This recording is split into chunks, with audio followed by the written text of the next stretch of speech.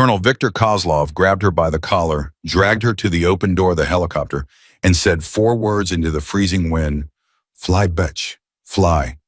Then he shoved her out, 800 feet of nothing, no parachute, no rope, just sky, snow, and silence. But here is what Kozlov did not know, and what you are about to find out. Elena Carter did not scream. Not once. Before we go any further, if this is your first time here, hit that subscribe button and drop your city in the comments right now. I want to see how far this story travels. Now let's go back to where it all began. The briefing room at Fort Carson smelled like burnt coffee and old paper, the kind of smell that soaks into walls after decades of men making decisions about other men's lives.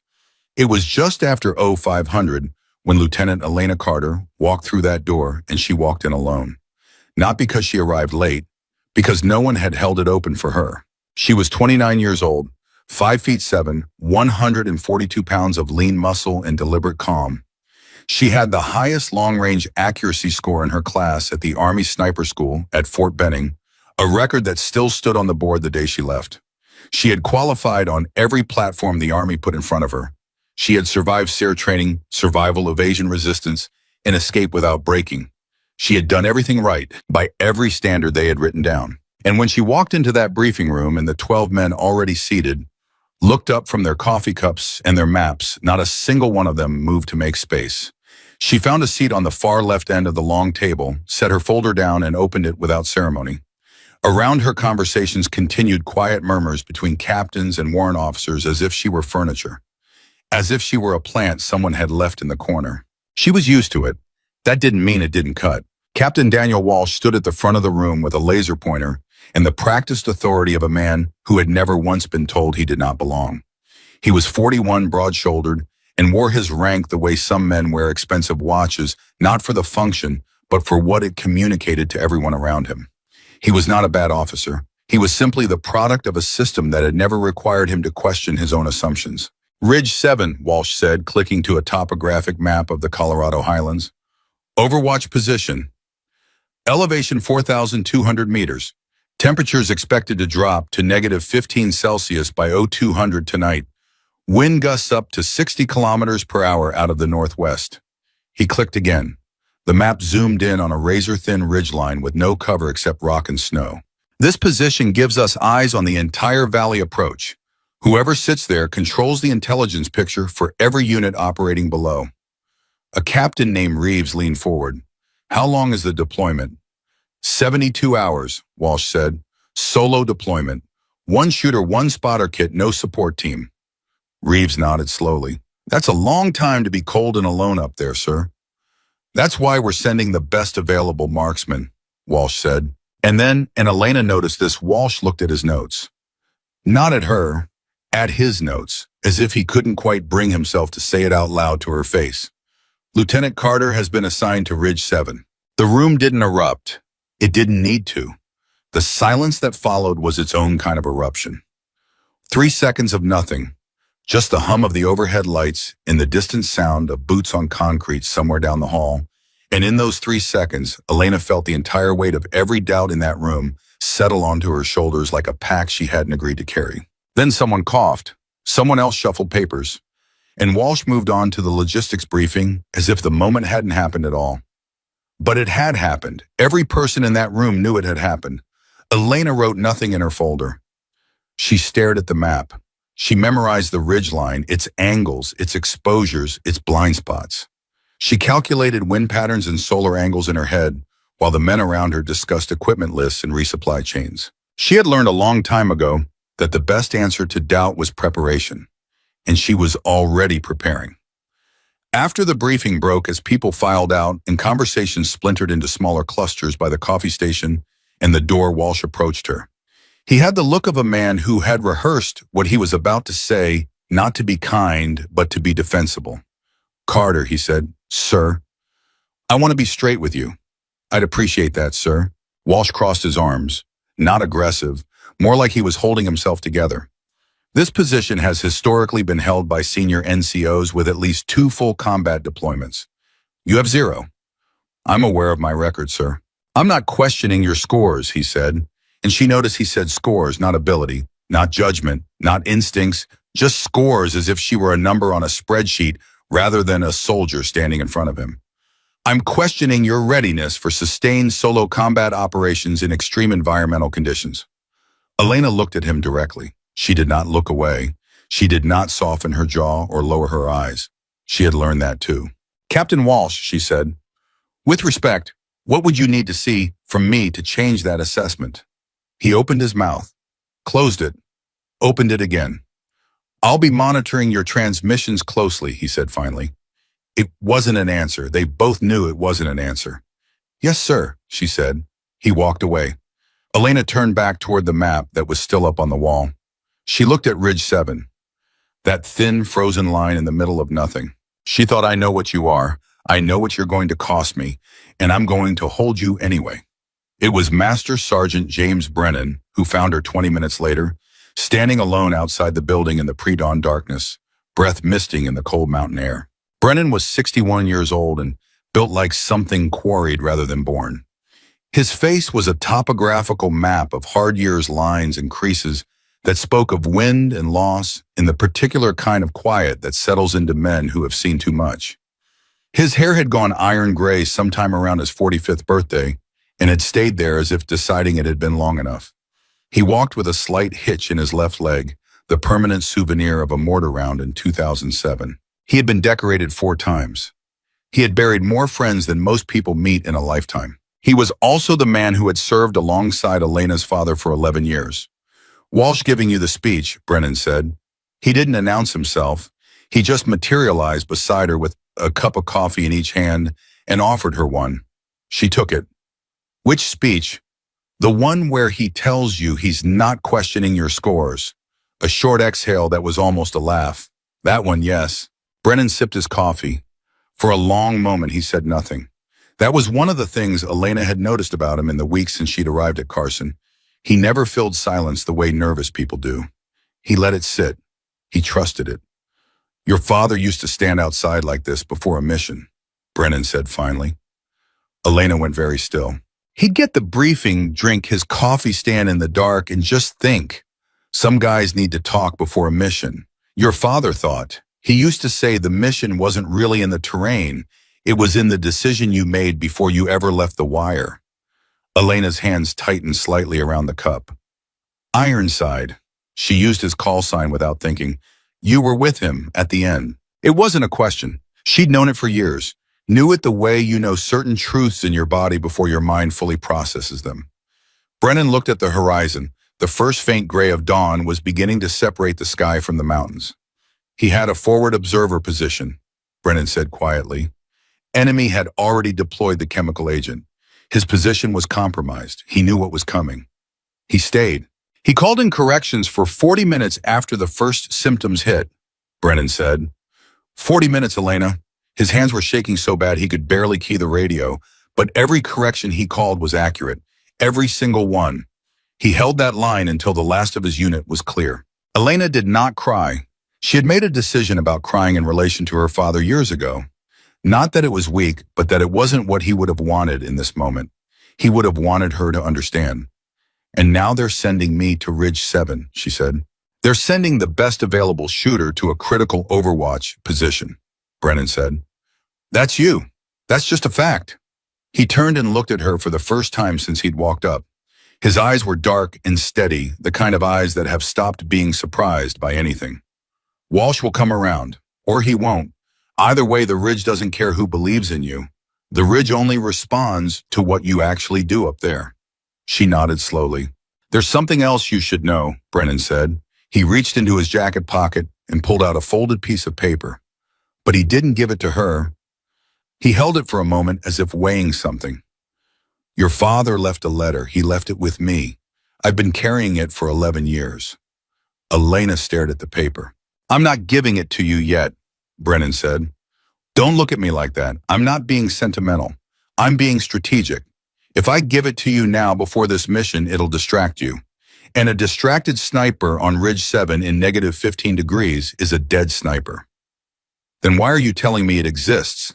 Brennan put the paper back in his pocket. Because I want you to know there's something worth coming home to.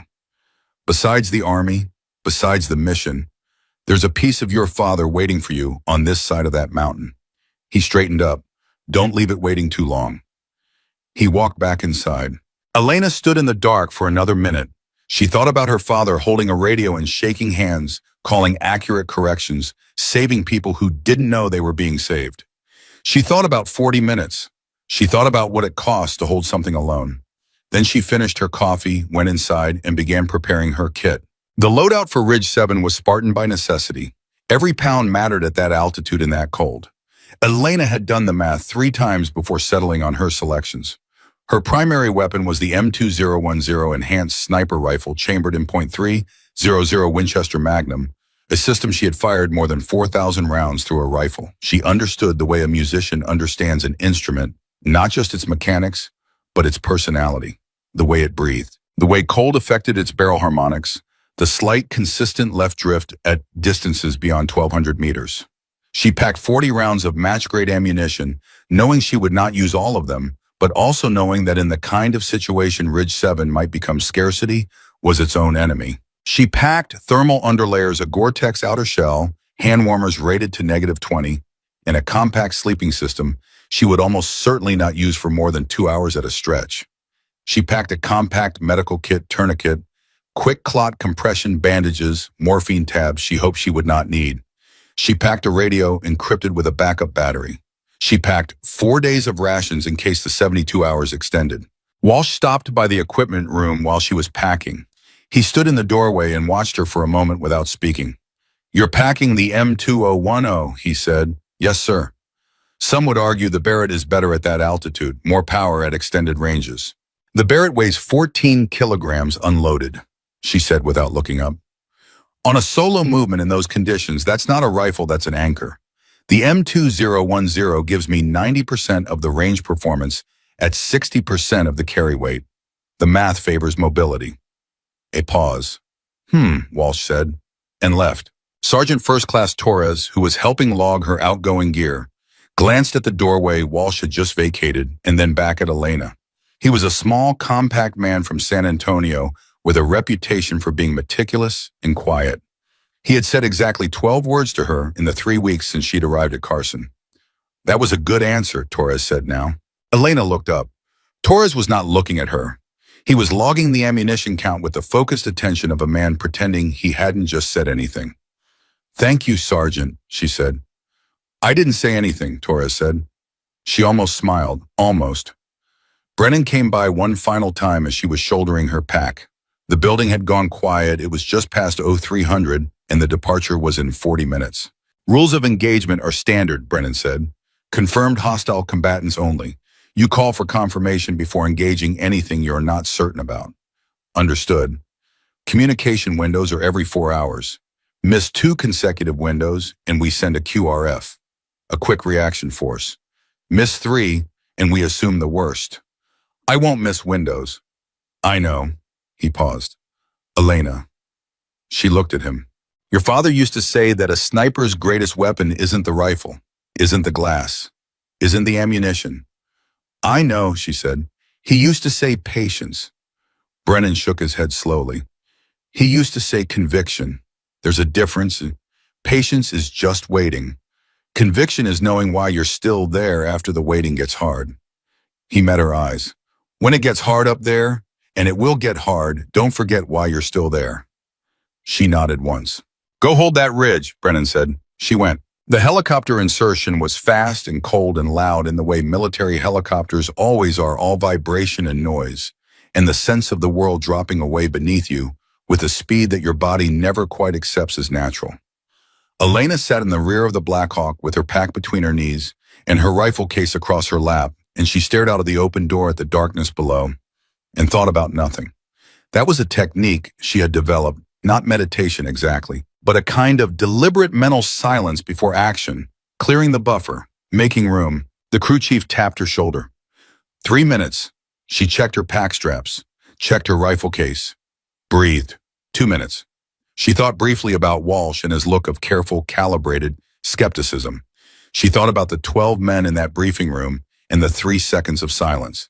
She thought about what all of them were expecting from her, which was fundamentally to fail neatly and quietly so they could all nod and say they had seen it coming.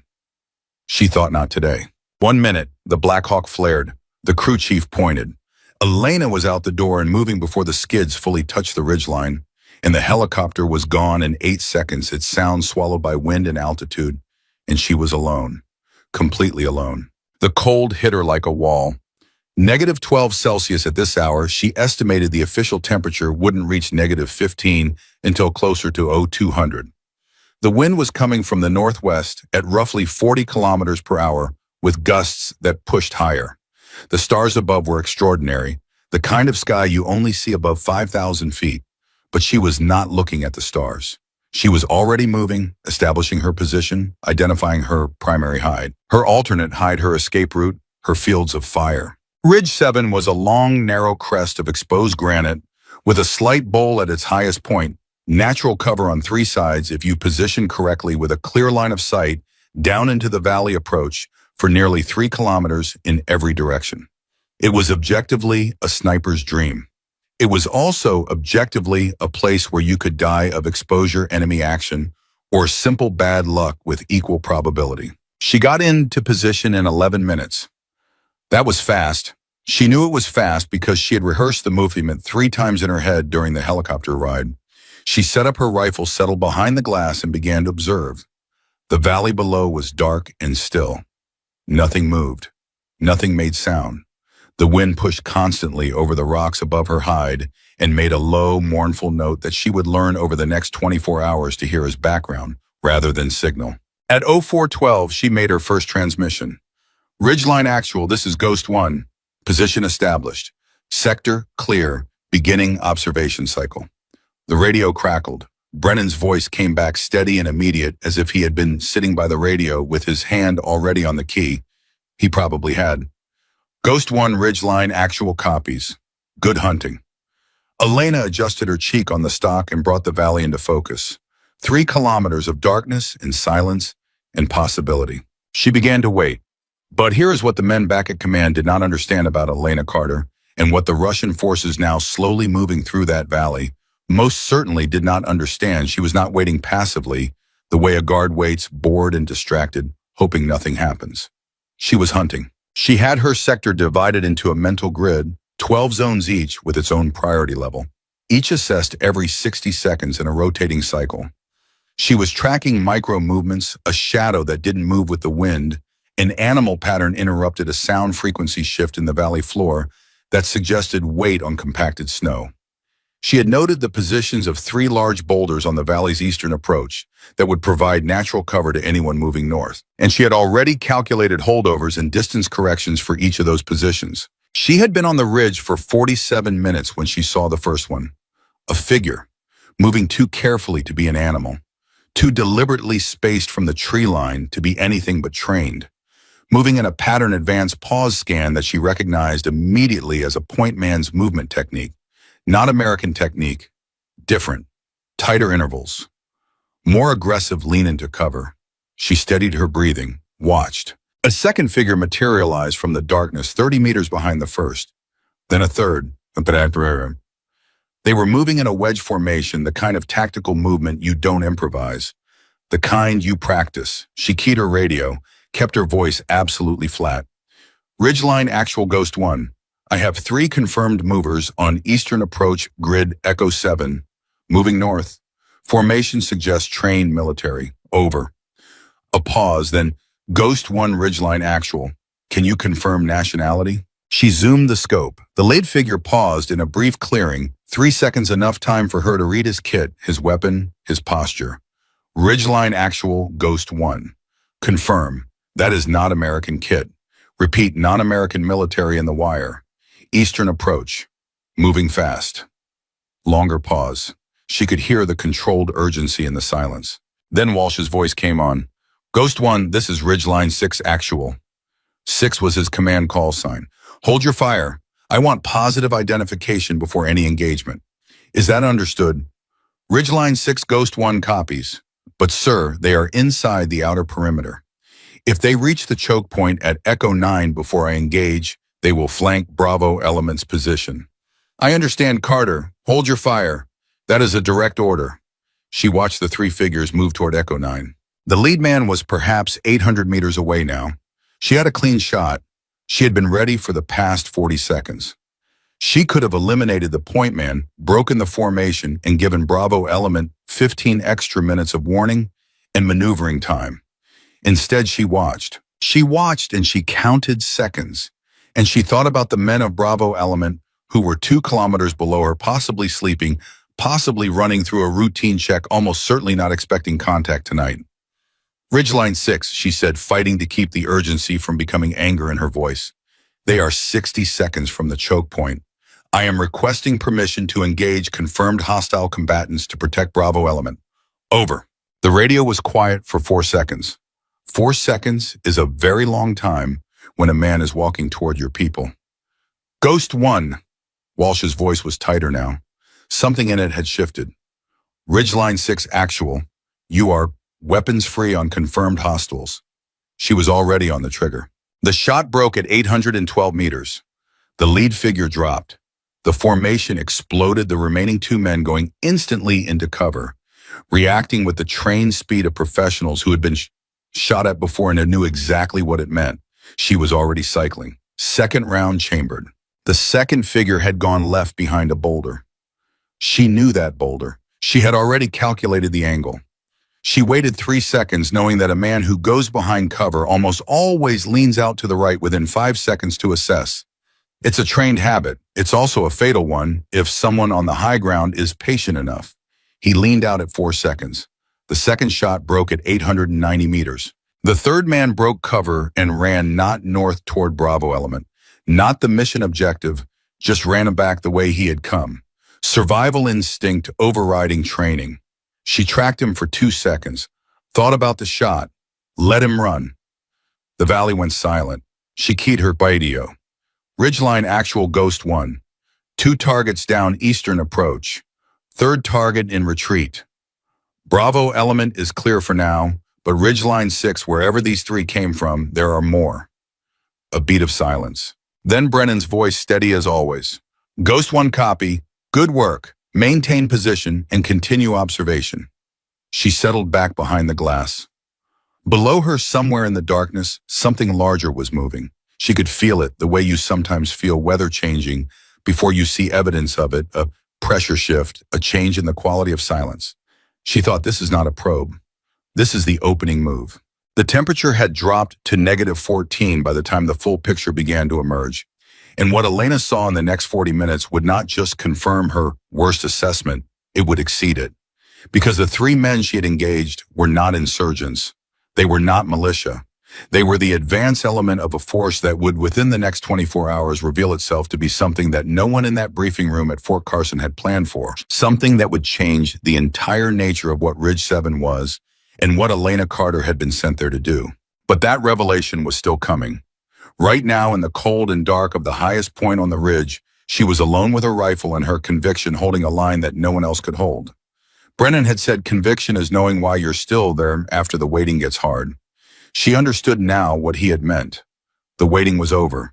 What came next was war. Hour 3 on Ridge 7, the temperature had dropped to -15 exactly as forecast, and the wind had picked up to the point where it was no longer background noise, but a physical presence, something that pushed against you and demanded acknowledgement. Elena had not moved from her primary hide in 90 minutes. She had not eaten. She had barely blinked. Below her, the valley was no longer empty. She had counted 11 separate movement signatures in the past 40 minutes. Shadows that appeared in dissolved figures that moved in the specific, deliberate way of people who believed they were invisible. They were not insurgents feeling their way through unfamiliar terrain. They moved with the coordinated precision of men who had rehearsed this approach. Men who had studied this valley. Men who knew exactly where they were going. She keyed her radio. Ridgeline actual Ghost 1. I need to update my contact report. I now have 11 confirmed movers distributed across 4 grid sectors. This is not a probe. This is a coordinated advance. Over. Brennan came back immediately. Ghost 1 copy 11 movers. Can you confirm direction of main effort? Primary mass is pushing toward the northern approach that puts them directly behind Bravo element's left flank within 40 minutes. Secondary element is moving on the comms relay at Delta 4. Someone has been watching our positions, Ironside. This is not random. A long pause, longer than she liked. Then Walsh's voice cut in, and she could hear something in it she hadn't heard before. Not quite fear, but the sound of a man whose mental model of the situation was breaking apart faster than he could reassemble it. Ghost One Ridgeline 6. You are saying we have coordinated multi-vector infiltration ongoing right now. Yes, sir, and they are moving fast. I need to engage the northern element immediately or Bravo gets hit from the flank. Weapons free, Walsh said. No hesitation this time. Something had shifted in him. Engage at will, Ghost One. She was already on the trigger. The shot that broke at hour 3 and 4 minutes was the one that changed everything about the next 68 hours, because when the lead man of the northern element went down at 920 meters, the formation did not scatter. It did not retreat. It adapted in real time. The remaining men immediately split into 2 sub-elements and continued advancing on diverging vectors, using the fallen man's body as a reference point to identify her approximate position and adjust their approach angle. These were not militia fighters. Militia fighters run when the lead man goes down. These men did not run.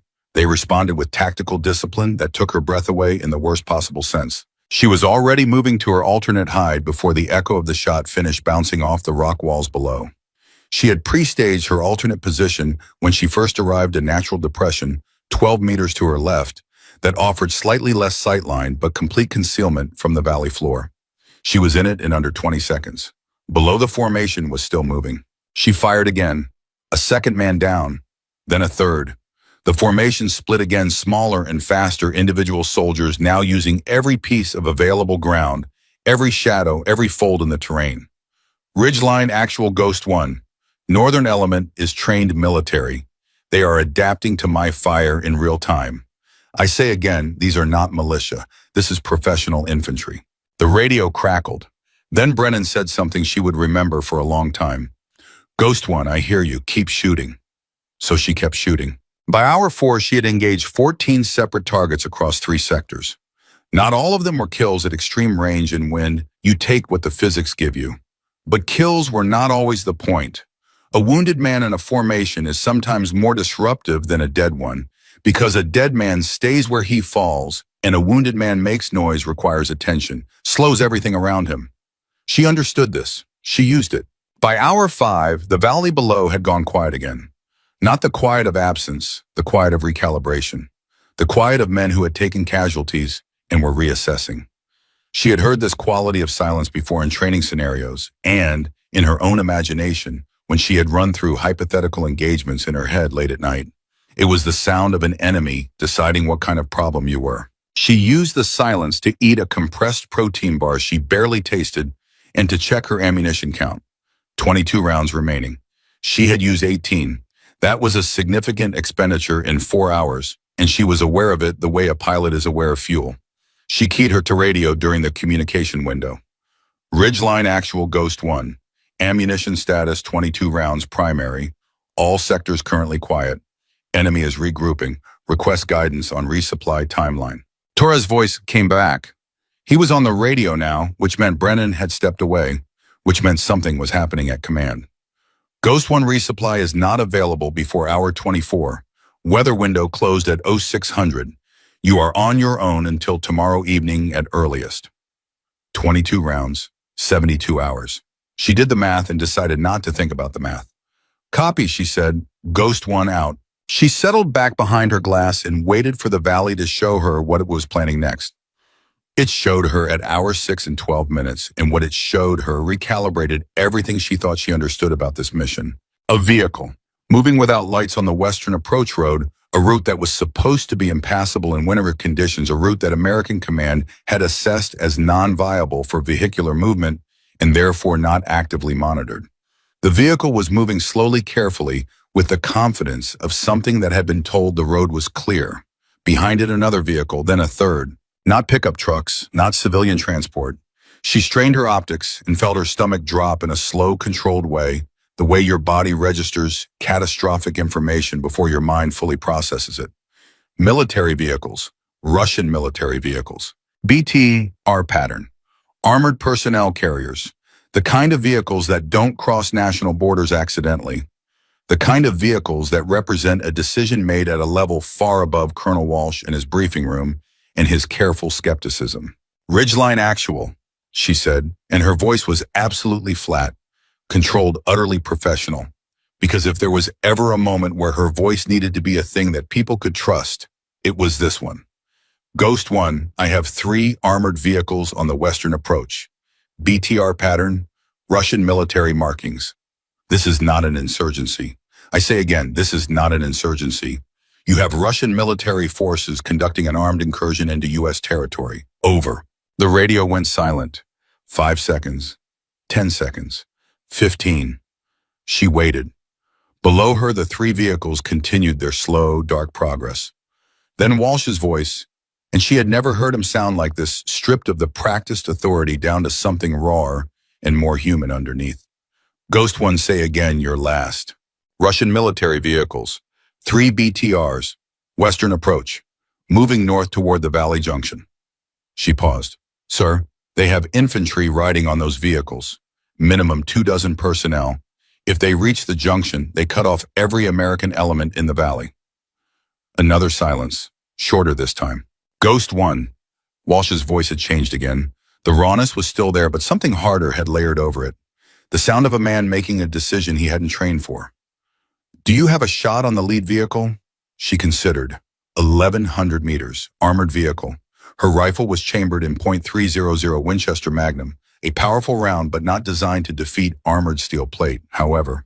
Negative on armor defeat, but I can take the driver through the windscreen glass if it has split, and I can eliminate the infantry dismounts when they stop to assess. Make it happen, she breathed. She settled. She looked at the lead vehicle through her scope and calculated angle, speed, distance. Wind compensation, the physics of a round traveling through cold, dense air at 1,100 meters. She found the front glass of the vehicle. She waited for a micro gap in the wind. The shot broke. The lead BTR stopped. The vehicles behind it stopped. And for 5 seconds, nothing moved. Then the rear hatches of all 3 vehicles swung open, and men began pouring out 24 infantry soldiers hitting frozen ground and immediately going into defensive posture, scanning for the threat weapons up. She was already cycling. The next 40 seconds were the most intense of her life to that point, and she knew it while they were happening, which is a rare and disorienting thing to be, simultaneously inside an experience and watching yourself inside it. She fired 7 times in 40 seconds. 4 men went down. The rest dispersed into the terrain with the practiced speed of soldiers who had been drilled for exactly this scenario. Then her rifle clicked on empty. Not empty, she had rounds remaining. But in the violence of the engagement, she had lost her exact count, and the click of a bolt on an empty chamber in the middle of a firefight is a sound that does something to your nervous system that no amount of training fully prepares you for. Her hands were already moving, magazine drop, reload, bolt forward. 11 seconds. She had drilled this thousands of times, but 11 seconds in a firefight is an enormous amount of time, and she knew it. And the men below knew it too, because 2 of them broke cover and began moving toward the ridge. She was back on the glass in 12 seconds. The first man stopped at 700 meters. She let the second one get to 900 before she made the decision. It was a harder shot. He was moving, and moving fast, driven by the primal energy of a man who has decided that forward motion is survival. She led him by the correct margin. Breathed, fired. The advance stopped. The remaining infantry pulled back to the vehicles. She heard faintly distorted by wind and distance voices. Commands being issued in a language she did not speak but recognized. Russian, precise and authoritative, the voice of an officer recalibrating after unexpected resistance. She keyed her radio. Ridgeline Actual Ghost 1, I have broken the initial advance. Infantry has pulled back to vehicles. But sir, I have to be honest with you, this force is too large for me to hold indefinitely. At current ammunition expenditure, I have maybe 6 to 8 hours of effective fire before I am combat ineffective. I need you to be planning for what comes after that. Brennan was back on the radio now.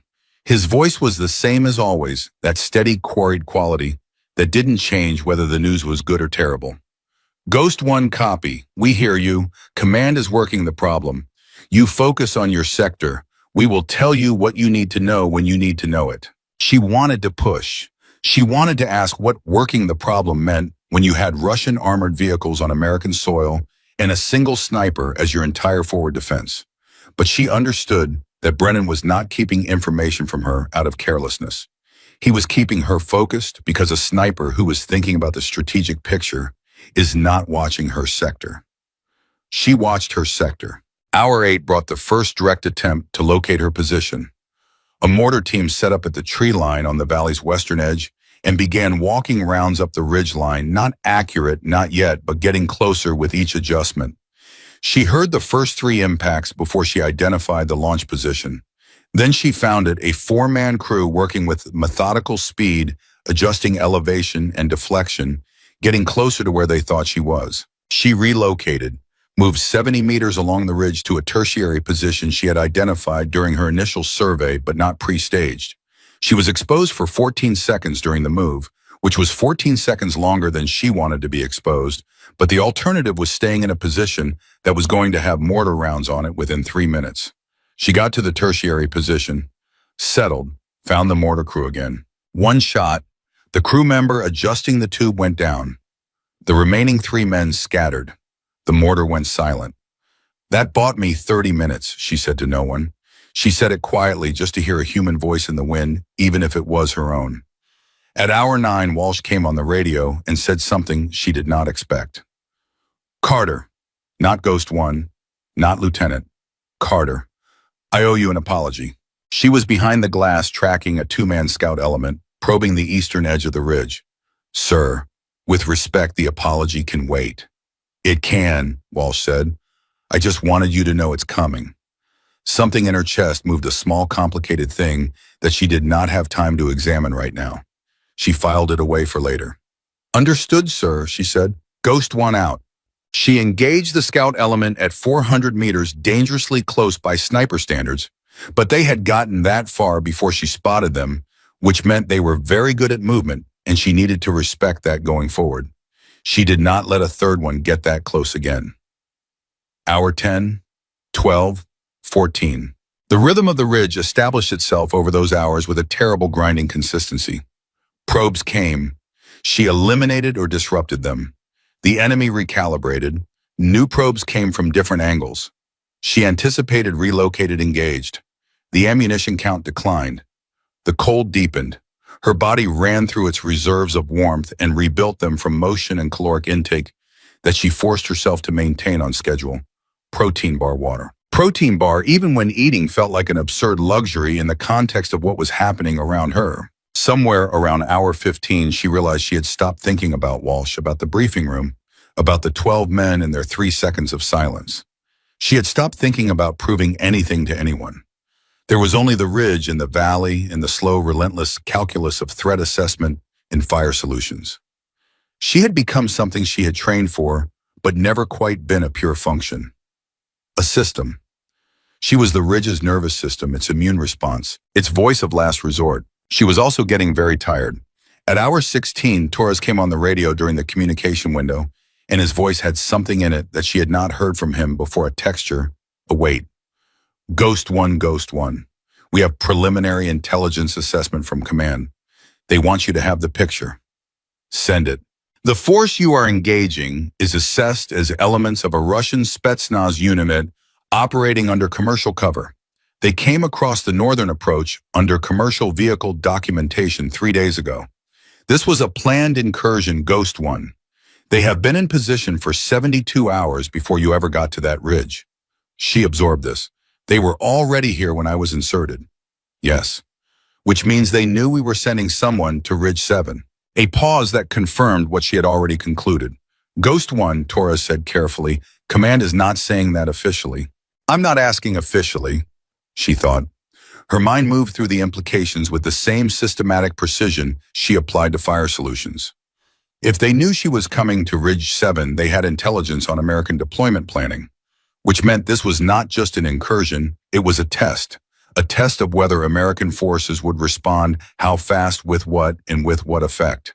She was not just defending a ridgeline, she was the American response. A single soldier with 22 rounds in a rifle that was not designed to defeat armor. She thought about what that meant for a moment, then she set it aside. "Copy," she said. "Ghost 1 out." She went back to watching the valley. At hour 20, she did something that the tactical doctrine she had been taught would not have recommended. She had been tracking a four-man element that was using a drainage gully on the valley's northeastern side to advance smart patient movement, taking advantage of dead ground that her position did not cover well.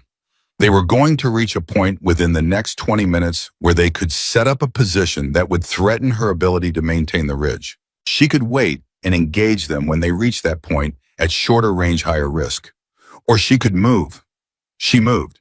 Down the ridge, not toward them, oblique a flanking movement that would put her on the edge of the gully where they were moving above them at an angle they would not be watching because people in cover look outward, not upward.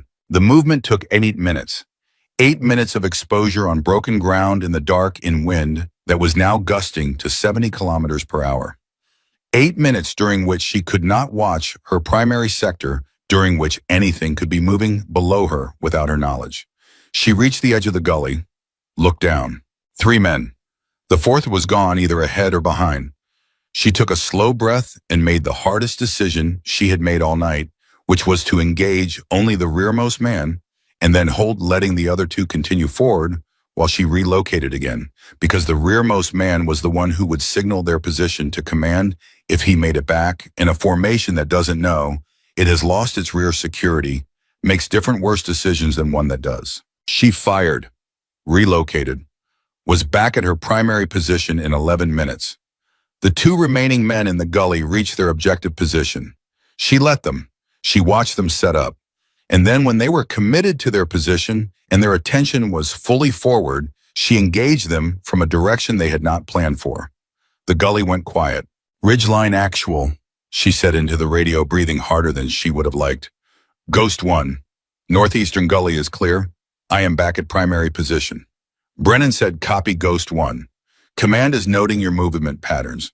Walsh wants you to know, and I am quoting here, tell her she fights like she's been doing this for 20 years. She almost laughed. Almost. "Tell the captain, I've been doing this for 29. Brennan did laugh. A short, real sound. The first sound of genuine warmth she had heard in 20 hours. Then he said, "Elena, listen to me. You've been up there for 20 hours. You need to sleep. 90 minutes. Set your field alarm. I will manage the communication window." There are still active elements in the valley. There are always active elements in the valley. That is not going to change. What is going to change is your ability to function if you don't sleep. His voice was firm without being harsh. Your father was good at many things. One of them was knowing when to rest. He used to say a tired sniper is more dangerous to his own side than to the enemy. She was quiet for a moment. 90 minutes, she said. 90 minutes, Brennan confirmed. She set her alarm, pulled herself into the narrowest, most concealed fold of her hide, and in the way that soldiers learn to sleep quickly, completely without ceremony, she was under in 4 minutes. She woke to her alarm and to the sound of rotors. Not American rotors. The sound was wrong, different engine frequency, different blade pattern. She was fully awake in the 2 seconds it took her to register the difference, sitting up, reaching for her rifle, already scanning. The helicopter came from the north, running without lights, flying low along the ridgeline. Not a combat pass, a transport movement. Going somewhere specific. Going somewhere fast. She tracked it with her scope. Saw briefly in a gap in the cloud the shape of the airframe. My-8, Russian military transport helicopter. Her radio crackled. Brennan's voice tight for the first time since she had known him. Ghost 1, come in. I'm here. I see it. That helicopter is not ours. Command is tracking it on radar. It is moving toward the valley junction, and it is carrying Elena. Listen to me, it is carrying a command element. We believe Colonel Viktor Kozlov is on that helicopter. She had not heard that name before. Who is Kozlov? He is the man in charge of this entire incursion, Spetsnaz colonel. He has been running this operation from a mobile command post, which is why we couldn't locate him. A pause. He is also the reason this operation has been as coordinated as it has. If Kozlov reaches the valley junction and establishes his command post there, he can direct this incursion with a level of tactical control that will make your last 20 hours look like the warm-up. She watched the helicopter moving along the valley. It was going to cross her area of responsibility in approximately 4 minutes. Ironside, she said, what is the authorization level for engagement of that helicopter? Silence. The kind of silence that had a decision inside it. That authorization has to come from above my level, Brennan said. I am working it right now. Hold your fire until I come back to you. She tracked the helicopter. 3 minutes. Ridgeline Actual, Ghost 1. That helicopter is going to be out of my effective engagement window in 3 minutes and 40 seconds. I know. Hold. 2 minutes 30. Ironside, I need an answer. Hold Ghost 1. 2 minutes. She breathed. She held the helicopter in her scope. She thought about Kozlov, a name she didn't know yet, but would come to know in a way that would mark her for the rest of her life. She thought about what it meant to let a commander reach his command post. She thought about every American soldier in the valley below who did not know what was coming. Ridgeline Actual, 90 seconds. Brennan's voice came back, and it was the flattest she had ever heard it. Ghost 1, authorization denied. I say again, authorization denied for engagement of that aircraft. Diplomatic considerations. You are to hold your fire. She watched the helicopter cross the valley. She watched it descend toward the junction. She watched it land. She lowered her rifle. Copy, she said. Below her, Colonel Victor Kozlov stepped off that helicopter and walked into the valley. And the war that Elena Carter had been fighting for 20 hours, the war of position and patience and precision, began to change into something else entirely. Something darker and more personal. Something that would, in the next 50 hours, lead directly to an open helicopter door and 4 words spoken over a howling wind. She didn't know that yet, but she kept watching. Because the ridge held. And so did she. Hour 22. Kozlov had been on the ground for less than 2 hours, and Elena could already feel the difference. It wasn't anything she could point to with precision. Not a single event, not a specific transmission. She intercepted in not one movement she observed that was categorically different from what had come before. It was the aggregate of small things.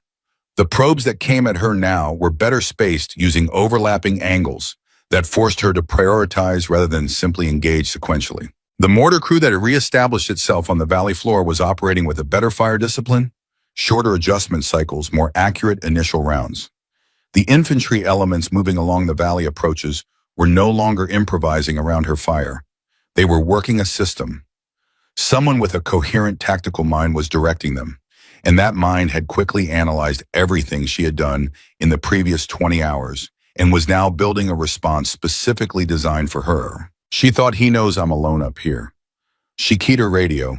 Ridgeline Actual Ghost 1. Enemy tactical pattern has changed in the last 90 minutes.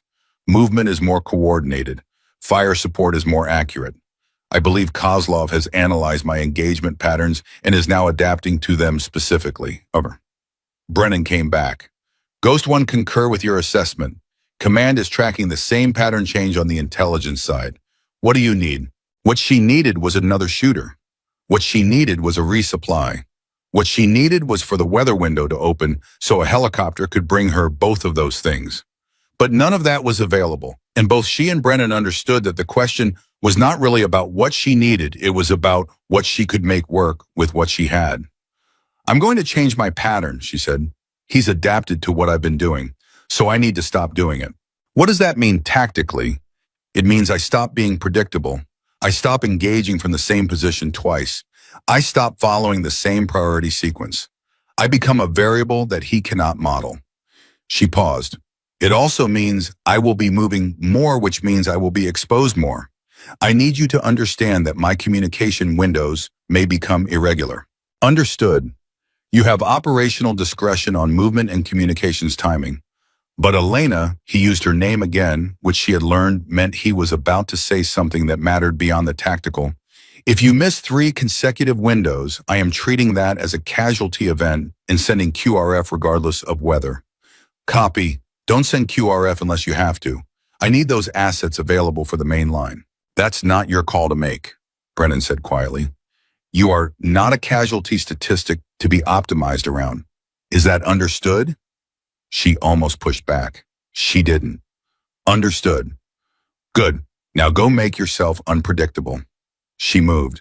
Hour 24 brought a resupply she had not expected and had not asked for, because the weather window did not open for a helicopter, but it did open for a small military UAS, an unmanned aerial system that dropped a sealed package on a paracord line at the coordinates Torres had prearranged without telling her.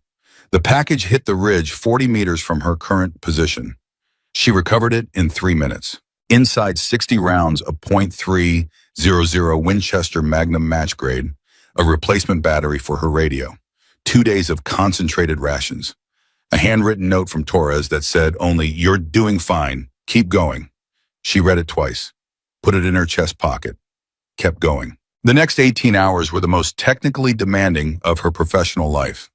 Kozlov was running a patient, methodical campaign to either fix her position precisely enough for a mortar kill or to erode her ability to cover the valley long enough for his main force elements to achieve their objectives below. He was good at this. She acknowledged it without sentiment, a professional acknowledgement, the kind a chess player gives to an opponent who has found a genuinely clever line. But she was better. She engaged from 9 different positions in 18 hours. She moved at unpredictable intervals, sometimes immediately after a shot, sometimes waiting 40 minutes after engagement before relocating. She began using the valley's natural echo characteristics to make it difficult to locate her by sound firing across rock faces that bounced the report in multiple directions simultaneously. She engaged targets at ranges varying from 400 meters to over 1,300, eliminating the consistent signature that a sniper firing at a consistent range produces. And she began to do something that was not in any doctrine she had been taught. Something she had arrived at purely through the necessity of the situation. She started leaving gaps. Deliberate gaps in her coverage places in the valley where she allowed movement to proceed unchallenged for long enough that the enemy began to believe those corridors were safe.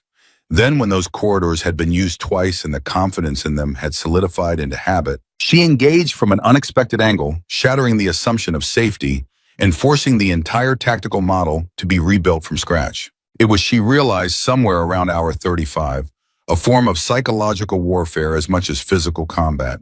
She was not just eliminating soldiers. She was dismantling Kozlov's ability to trust his own intelligence picture. At hour 36, she heard him for the first time. It came over a captured frequency Torres had given her, a list of frequencies to monitor. And the voice was distinct, deep controlled, carrying the particular cadence of a man who had been giving orders for a very long time and had developed a rhythm to his authority that was almost musical in its consistency. The words were in Russian, which she did not speak, but the tone told her everything. He was not panicking. He was not frustrated.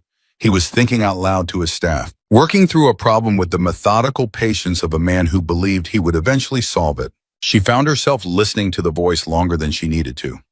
There was something in it that she recognized the quality of absolute conviction. The certainty that whatever was happening right now was a temporary complication on the way to an inevitable conclusion. She thought he and I are more alike than either of us would want to admit. Then she relocated and fired twice at a squad that had used the wrong corridor at the wrong time. Hour 40, the valley below had changed again. The Russian forces were no longer attempting to advance through Elena's coverage zone in the same way. They had shifted. A portion of the force had moved east, looping wide around the ridgeline, presumably looking for a route that put them outside her effective range. She tracked them but could not engage at those distances. She reported the movement to Brennan. "We see it," he said. "They are trying to outflank you. Walsh is repositioning Charlie element to intercept." "How long before Charlie is in position?" 6 hours. "That loop will reach the eastern approach in 4. A silence. Then, "Can you slow them?" She thought about it. The eastern loop was at the edge of her range, 1,300, maybe 1,400 meters. Extreme distance in this wind. But a shot that hits nothing at 1,400 meters is still a shot that tells a force they are being observed and engaged at that range, which changes their movement calculus. "I can slow them," she said. "I cannot stop them." "Slow them," Brennan said. She slowed them. 3 shots at extreme range over 90 minutes, not all hits, but close enough that the formation began moving in short bounds with heavy covering fire, which is a much slower way to move than the confident advance they had been using. She bought Charlie element the time it needed. At hour 42, Walsh came on the radio and said something that landed differently than his earlier apology had. "Carter, I want to be honest with you about something." "Sir." "When this is over, when you come down from that ridge, there is going to be a fight about what happened up here.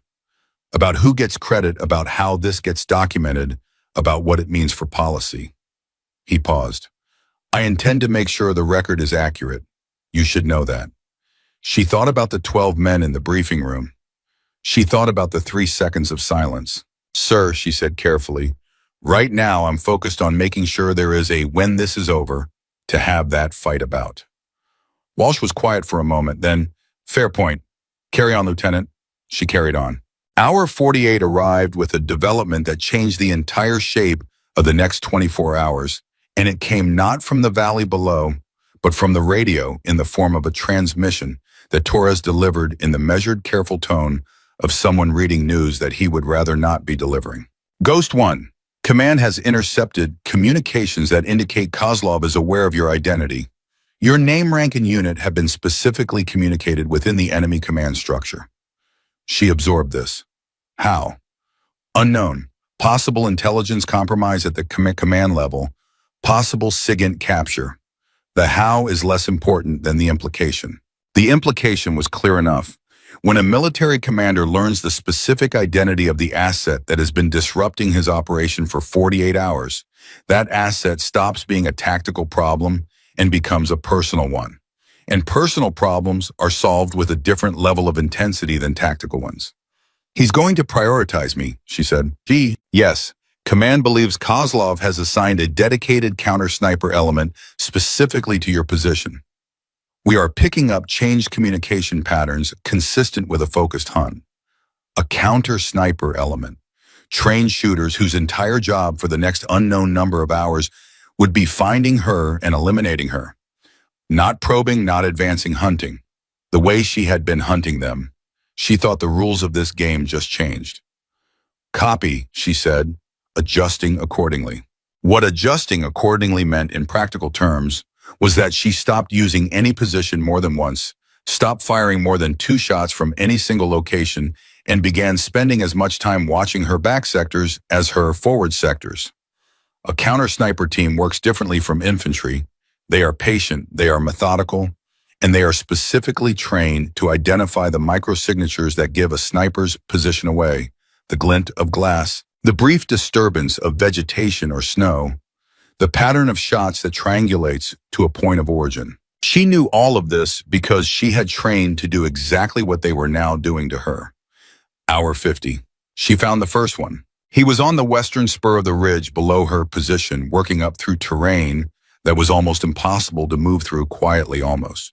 She picked up his movement not visually, but by what it displaced a small cascade of snow from a rock face that had no wind-logical reason to fall. She looked there. Waited. 4 minutes. Then she saw him, a shape that was slightly too regular in its stillness to be natural. The way a trained sniper in cover has a practiced stillness that paradoxically looks more artificial than the random stillness of rocks and trees. She did not engage immediately. She waited to find his partner. Counter-sniper teams always work in pairs. 3 minutes of watching the terrain around him before she located the second man 40 meters to the east, covering his partner's approach. 2 men. Specific train threats, and they were between her and her best escape route if she needed to move south. She eliminated the spotter first, always the spotter first, because the shooter without eyes is a weapon without guidance. And then tracked the shift, because the shooter's reaction to his spotter going down tells you exactly where he is. He moved. She was already on him. The counter-sniper threat from the western spur ended in under 90 seconds. She was relocating before the echo of the second shot finished bouncing off the rocks. Ridgeline actual Ghost 1. Counter-sniper team on western spur is neutralized. 2. Relocating to position Golf 3. Brennan's response was immediate. Copy Ghost 1. Be advised we are tracking at least 2 additional counter-sniper elements on the ridgeline.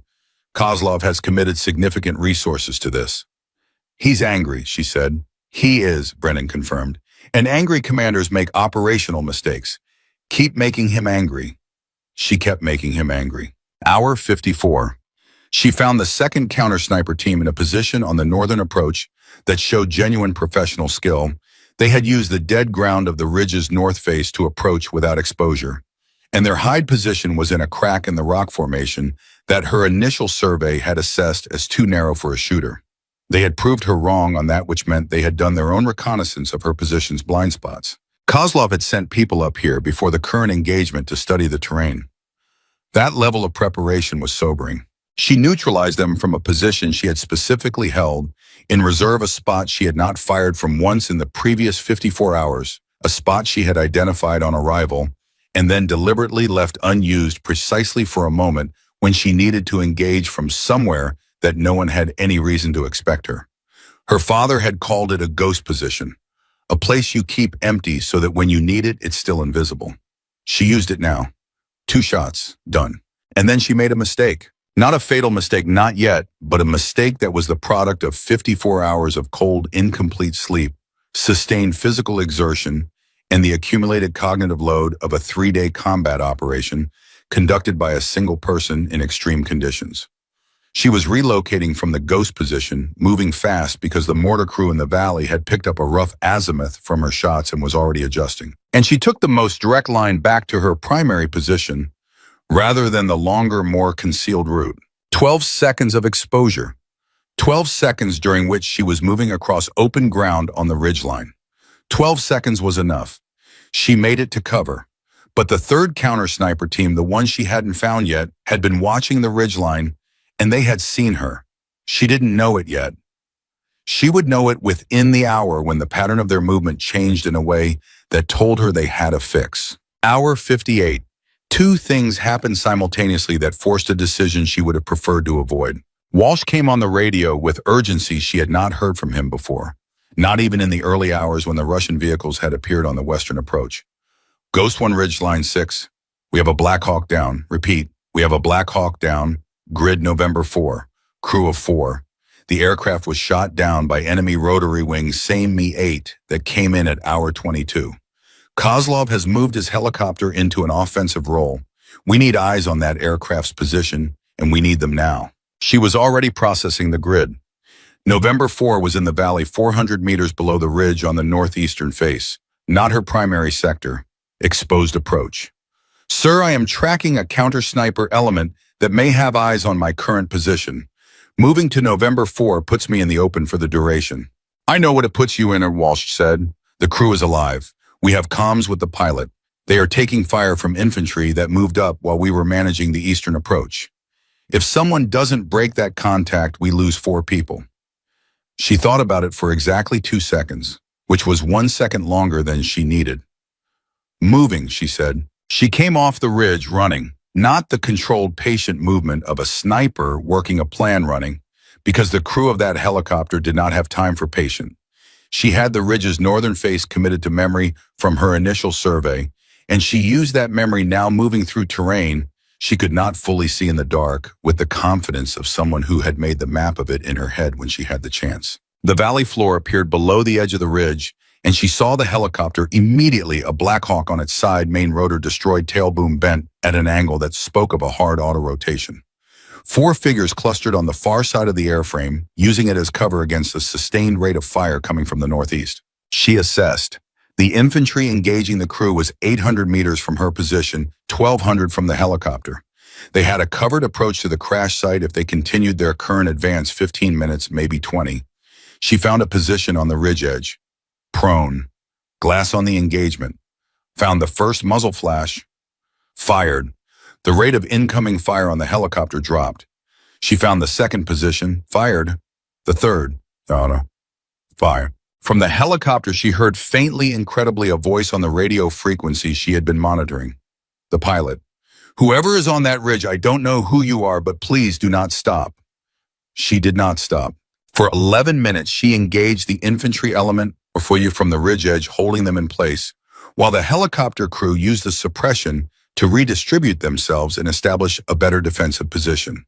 11 minutes of sustained engagement from a single exposed location, which was the opposite of everything she had been doing for the past 54 hours, and which the third counter-sniper team used to pin her position with a precision that she recognized too late. The first round from the counter-sniper struck the rock face 18 inches to her left.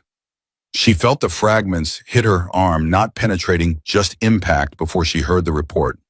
She was rolling right before the second round came, already moving, dragging her rifle, getting off the exposed edge. She made it behind a rock formation. The third round hit where she had been. She was breathing hard. Her arm hurt.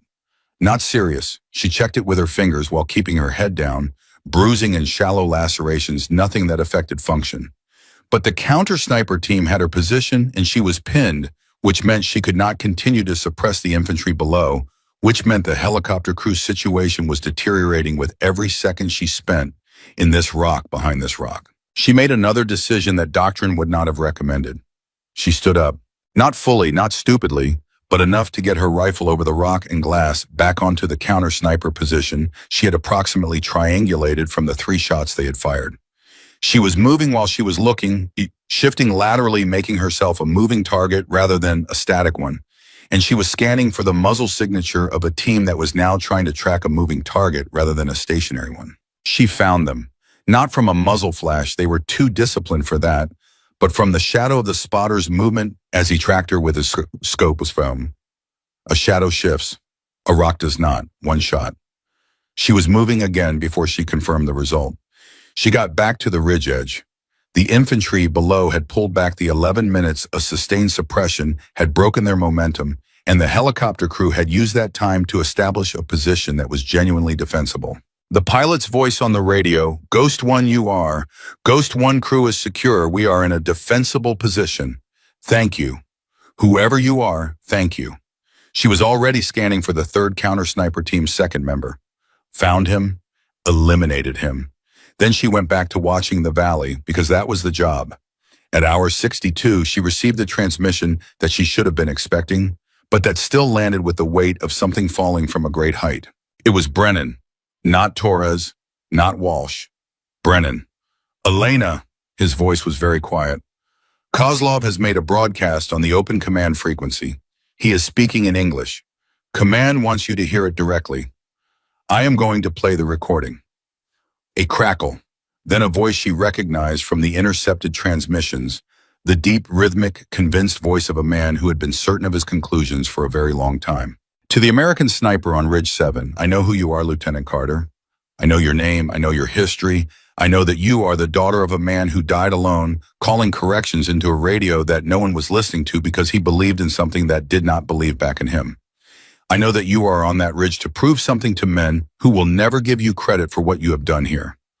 I want you to understand something, Lieutenant. What you have done here does not matter. Your defensive line is already broken. Your allies are already regrouping behind you. You are holding a ridge that is no longer connected to anything. You are alone and you are stubborn, and in 12 hours it will not matter at all." A pause. "Come down from your mountain, Lieutenant Carter. Come down before I have to come and get you myself." Silence. She sat with it for a moment. She thought about her father dying at his post, calling corrections with shaking hands. She thought about Kozlov saying that no one was listening, and she knew that was a lie because Brennan had told her the corrections were accurate and the unit was saved, which meant people had been listening, which meant her father's 40 minutes of conviction had mattered in the most real and irreducible way possible. She keyed her radio. "Ridgeline actual Ghost 1. Go ahead, Elena. Tell command that Ghost 1 has received and understood Kozlov's transmission." A pause. "And tell them that Ghost 1 is still on the ridge." Brennan was quiet for a moment. When he spoke, his voice had something in it that she would remember for the rest of her life, something between grief and pride. The particular combination those two things make in people who have loved soldiers for long enough. "Copy Ghost 1, still on the ridge." Another pause. "Your father would be proud of you right now. I want you to know that." She didn't answer. She didn't trust her voice. She went back to watching the valley. Hour 66, the extraction order came. She had not requested extraction. She had not flagged her status as compromised. The order came from Walsh directly in a tone that did not leave room for discussion. "Ghost 1 Ridgeline 6, we are sending a Black Hawk for your extraction. Weather window opens in 40 minutes. Designated LZ is at November 6. You will move to November 6 and be ready for pickup. This is a direct order, Lieutenant. Acknowledge." She thought about it. The ridge was still tactically relevant. Kozlov's force had not achieved its objectives, and she was still disrupting their operations. But she was also on her 5th day without meaningful sleep. Her ammunition was reduced to 14 rounds, and the counter-sniper pressure from the valley had not relented. And Walsh was right about one thing she had not said aloud to anyone. She was tired in a way that was starting to affect her judgment. The mistake that had exposed her to the third counter-sniper team, taking the direct route, was the kind of mistake that arrested Elena Carter would not have made. She was aware of this. She had been managing it. But she knew the margins were shrinking. "Copy Ridgeline 6, she said, moving to November 6. She broke down her position in 4 minutes, packed her kit, looked back once at the primary hide she had occupied for parts of the past 66 hours, the fold in the rock that had sheltered her, the snow compressed and marked by 72 hours of human occupation. Then she turned and moved toward the LZ. She was 400 meters from November 6 when she heard the rotor sound. American rotor signature. She identified it before she saw the navigation lights, a Black Hawk coming in fast and low. From the south, running lights on committed to the approach. And then from the northeast, a sound she recognized from hour 22. Different frequency, different blade pattern. The Mi-8. She broke into a run. "Ridgeline actual to Ghost 1. I have enemy rotary wing on approach to the LZ Black Hawk is going to be in the pattern before the MO-8 can be warned." She was still transmitting when the valley lit up. The Mi-8 had been waiting. It had been positioned in the dead ground of the northern ridge, invisible to radar, hidden below the valley floor's terrain mask, waiting for exactly this, the moment when an American helicopter committed to an approach path and could not maneuver away quickly enough. The Black Hawk's crew never had a chance to break off. She watched it go down. She was running and she watched it go down, and she felt something tear inside her that was not physical, a ripping in the place where professional detachment and human response live in permanent managed tension. The helicopter hit the valley floor 400 meters from the LZ, a controlled crash that the crew clearly fought to the last second because it came down on its skids rather than its side. She was changing direction before it hit the ground. Not toward the LZ, toward the crash, because she was not going to watch a second crew die in this valley. She was 600 meters from the crash site, moving through terrain in the dark with her last 14 rounds, and a body that had been running on the wrong side of empty for 18 hours when she ran directly into the element that Kozlov had positioned for exactly this scenario. They were not counter-sniper. They were infantry. 8 men in a deliberate blocking position between the crash site and the ridgeline. A trap within a trap, the helicopter as bait, the crash as the moment she would break cover and move, and 8 trained soldiers waiting for her to do exactly what she was doing. She understood all of this in the half second before the first man grabbed her rifle barrel and the second one hit her from the side, and the world went sideways in the way it does when you have been awake for too long and hit too hard, and the physics of the situation have stopped being theoretical. She fought. She fought with everything she had, which was considerable. Trained combatives, desperation, and the specific intensity of someone who understands in their bones what capture means. She broke one man's nose. She put another on the ground. She nearly got her rifle clear. Nearly. They took it from her. They took her radio. They took her sidearm. They put her on the ground and bound her hands, and she lay there in the snow, breathing hard, thinking clearly, calculating even now her injuries, their number, the terrain, the distances, the variables. Then the circle of men parted, and a figure stepped through, and the voice was the same voice she had heard on the radio broadcast. Deep, rhythmic, absolutely certain of itself. "Lieutenant Carter," Kozlov said. He looked at her with the particular expression of a man whose expectations have been confirmed. "You are smaller than I expected." She looked up at him. She did not look away. "You are older than I expected," she said. Something moved behind his eyes. Not quite anger, more like the recalibration of someone who had anticipated this moment going differently. He studied her for a long moment. Then he turned to his men and said something in Russian. She did not understand the words. She understood what came next. They lifted her to her feet. They walked her through the valley, through the dark, toward the sound of the Mi-8's rotors, which were still turning. The helicopter was warm inside. She registered this with the part of her brain that was still doing pure physiological assessment, and Kozlov sat across from her as it lifted off, and he looked at her the way a man looks at a problem he has already solved. "Your father," he said, "he died calling corrections into a rickshaw. Did you know that the corrections he called were ignored by his command? That your American officers did not trust the data because they did not trust the source?" She said nothing. "He died for nothing," Kozlov said. And you have fought for 3 days on a ridge that is already irrelevant. He paused. Let the helicopter climb. Let the altitude build. I want you to understand this before the end. Not because I am cruel, though perhaps I am, but because I believe in honesty. You were good, Lieutenant Carter. You were very good. But good is not enough. The helicopter door opened. The wind came in the same wind she had listened to for 66 hours on the ridge, now transformed into something that wanted to consume her. He stood. He looked at her one more time. Fly, he said, and his men pushed her through the door. 800 feet, white void, wind like a wall, the ground invisible below. She did not scream. She thought about her father calling corrections with shaking hands. She thought about Brennan saying conviction is knowing why you're still there after the waiting gets hard. She thought about the physics terminal velocity body position, the compressibility of packed snow at depth, the angles that distribute impact force across the maximum surface area. She thought, I am not done. And she hit the snow. She hit the snow at an angle that was not perfect, but was survivable, and she had known it would be survivable for approximately 4 seconds of the fall, because she had done the math while the wind was tearing at her face, and the ground was coming up faster than any rational part of her wanted to acknowledge.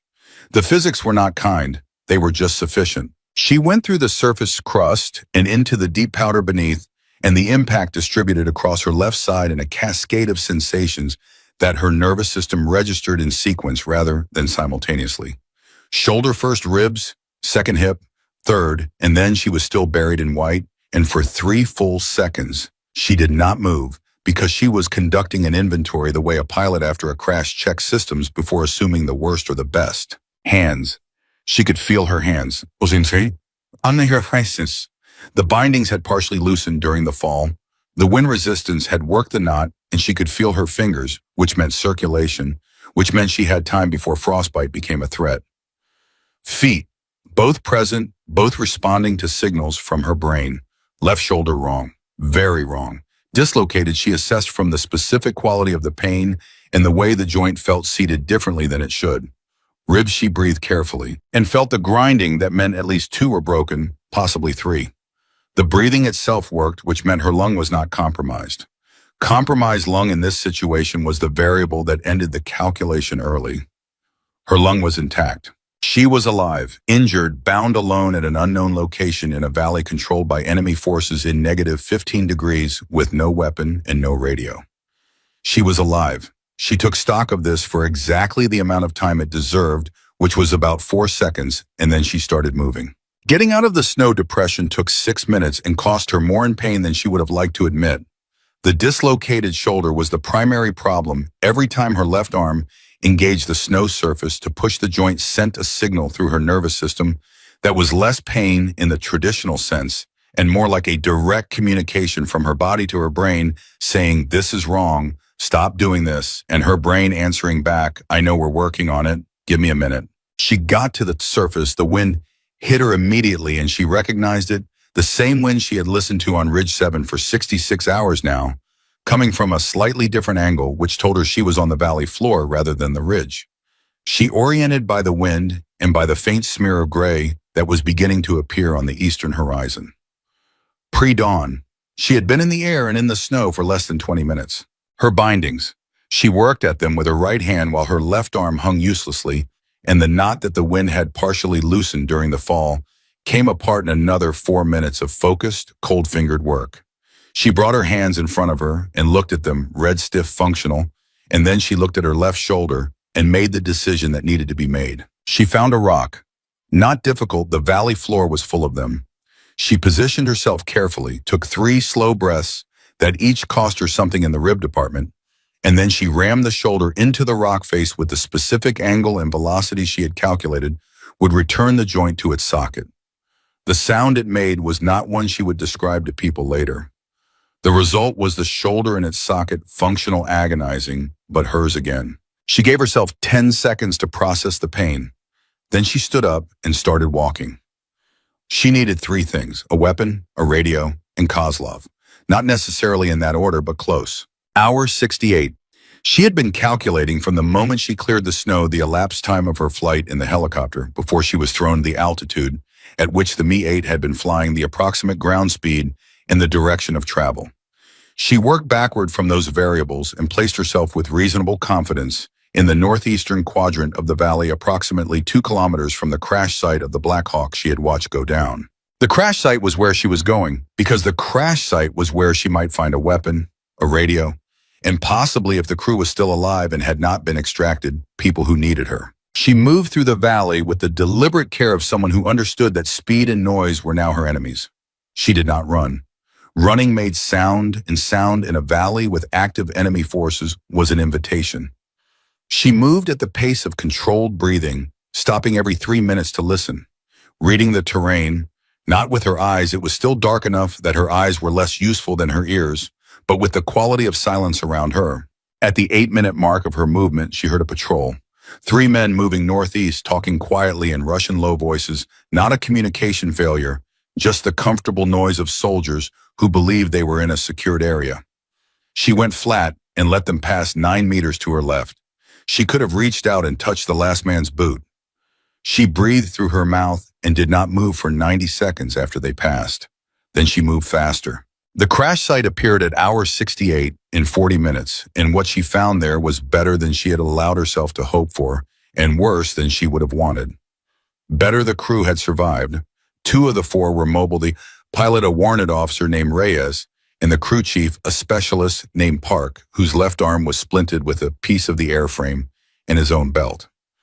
The other 2, both door gunners, were alive but had injuries that kept them against the airframe. One with a broken leg, one with a head wound that had been controlled but not resolved. Worse, Reyes had already transmitted their position before the radio battery died, which meant Kozlov's people knew exactly where they were. They had approximately 30 minutes before a patrol reached them based on the transmission timeline Reyes described. Reyes looked at Elena when she appeared from the darkness. He looked at her bound wrists loose now from the removed bindings, and at the arm she was holding at a careful angle, and at the blood from the lacerations on her face from the fall, and he said without preamble, "You're Ghost One." "I'm Ghost One," she confirmed. "You're the one who's been tearing up the valley for 3 days. 2.5. What do you have for weapons?" Reyes had his sidearm a Beretta M915 rounds in the magazine, 1 in the chamber. Park had a carbine and M4 with 2 magazines, 30 rounds each. The door gunners had lost their weapons in the crash. She looked at the carbine. It was not a sniper rifle. The effective range was perhaps 400 meters in ideal conditions, significantly less in dark and wind. But it was a weapon, and it was in her hands, and that changed every calculation. "I need your radio battery," she told Reyes. "It's dead. I told you." "I know. I need the battery casing. And I need you to tell me the exact time of your last transmission and what frequency you used." Reyes looked at her for a moment, then handed over the radio. She stripped the battery housing and looked at what she had. The battery was not dead. It was reading critically low, which was not the same thing. Critically low meant she had perhaps 1 transmission, 2 if she was conservative with it. She looked at Park. "Can you walk?" "I can walk," Park said in the tone of someone who would walk through fire rather than say otherwise in front of someone who had just fallen out of a helicopter and gotten back up. "You stay with the crew chief and the 2 injured," she told Reyes. "You hold this position and you do not move for any reason except direct enemy contact. If you get direct contact, you move north toward the ridge. You do not go east." "Where are you going?" Reyes said. "I'm going to make sure you have time to get extracted." She checked the M4's action and magazine. "Clean. Functional. You said the transmission went out 18 minutes ago. That gives me maybe 12 minutes to create enough disruption that any patrol coming this direction decides to reassess." Reyes stared at her. He had the specific look of a man whose mental model of the situation is being rapidly revised. "You're going toward them. That's generally where the disruption needs to happen." She moved. Hour 69. 12 minutes. She moved northeast toward the most likely patrol axis, and she ran now because there was no longer a cost to the noise she was going to make. All the noise she needed to make in approximately 8 minutes, and stealth in the approach was less valuable than speed. Her ribs complained with every stride. She answered them by breathing through the complaint and running harder. She found the patrol at 420 meters, 4 men moving in a file carbines, up moving toward the crash site with the specific alert posture of soldiers who have been told to expect contact. She dropped to a knee behind a rock formation, settled the M4, found the first man in her sights, and thought for a brief, strange moment about the difference between an M4 at 400 meters and her M2010 at this same range. At this range with her rifle, she could put a round through a playing card. The M4 at 400 meters in wind and darkness was a different conversation. She breathed, aimed for center mass, fired. The shot was not clean. It was a hit, but not immediate, and the patrol erupted into response, all four men going to ground and returning fire in the general direction of her muzzle flash. She was already moving, rolling left, coming up in a new position 6 meters from where she had fired. She found the second man, fired. He went flat and did not get back up. The remaining 2 men pulled back. She did not pursue. Pursuit was not the mission, disruption was the mission. And 2 men pulling back at speed and reporting heavy contact in sector November 8 would serve the disruption purpose, as well as 2 dead men and considerably faster. She moved again, found a second patrol axis she had predicted based on the valley terrain and the position of the first patrol. If 2 patrols were moving toward the crash site, they would use the 2 natural approach corridors separated by the central rock formation. She had come from the eastern corridor. The western corridor was approximately 200 meters to her left. She crossed the open ground between corridors in 43 seconds, which was 43 seconds of exposure in a valley with active enemy forces. And she did it because the math demanded it. And she had been making that kind of math work for 69 hours. The second patrol was exactly where she had predicted. 3 men this time, moving faster than the first patrol, which told her the first patrol had already made some kind of radio contact, either reporting contact or requesting support. The second patrol was responding to that.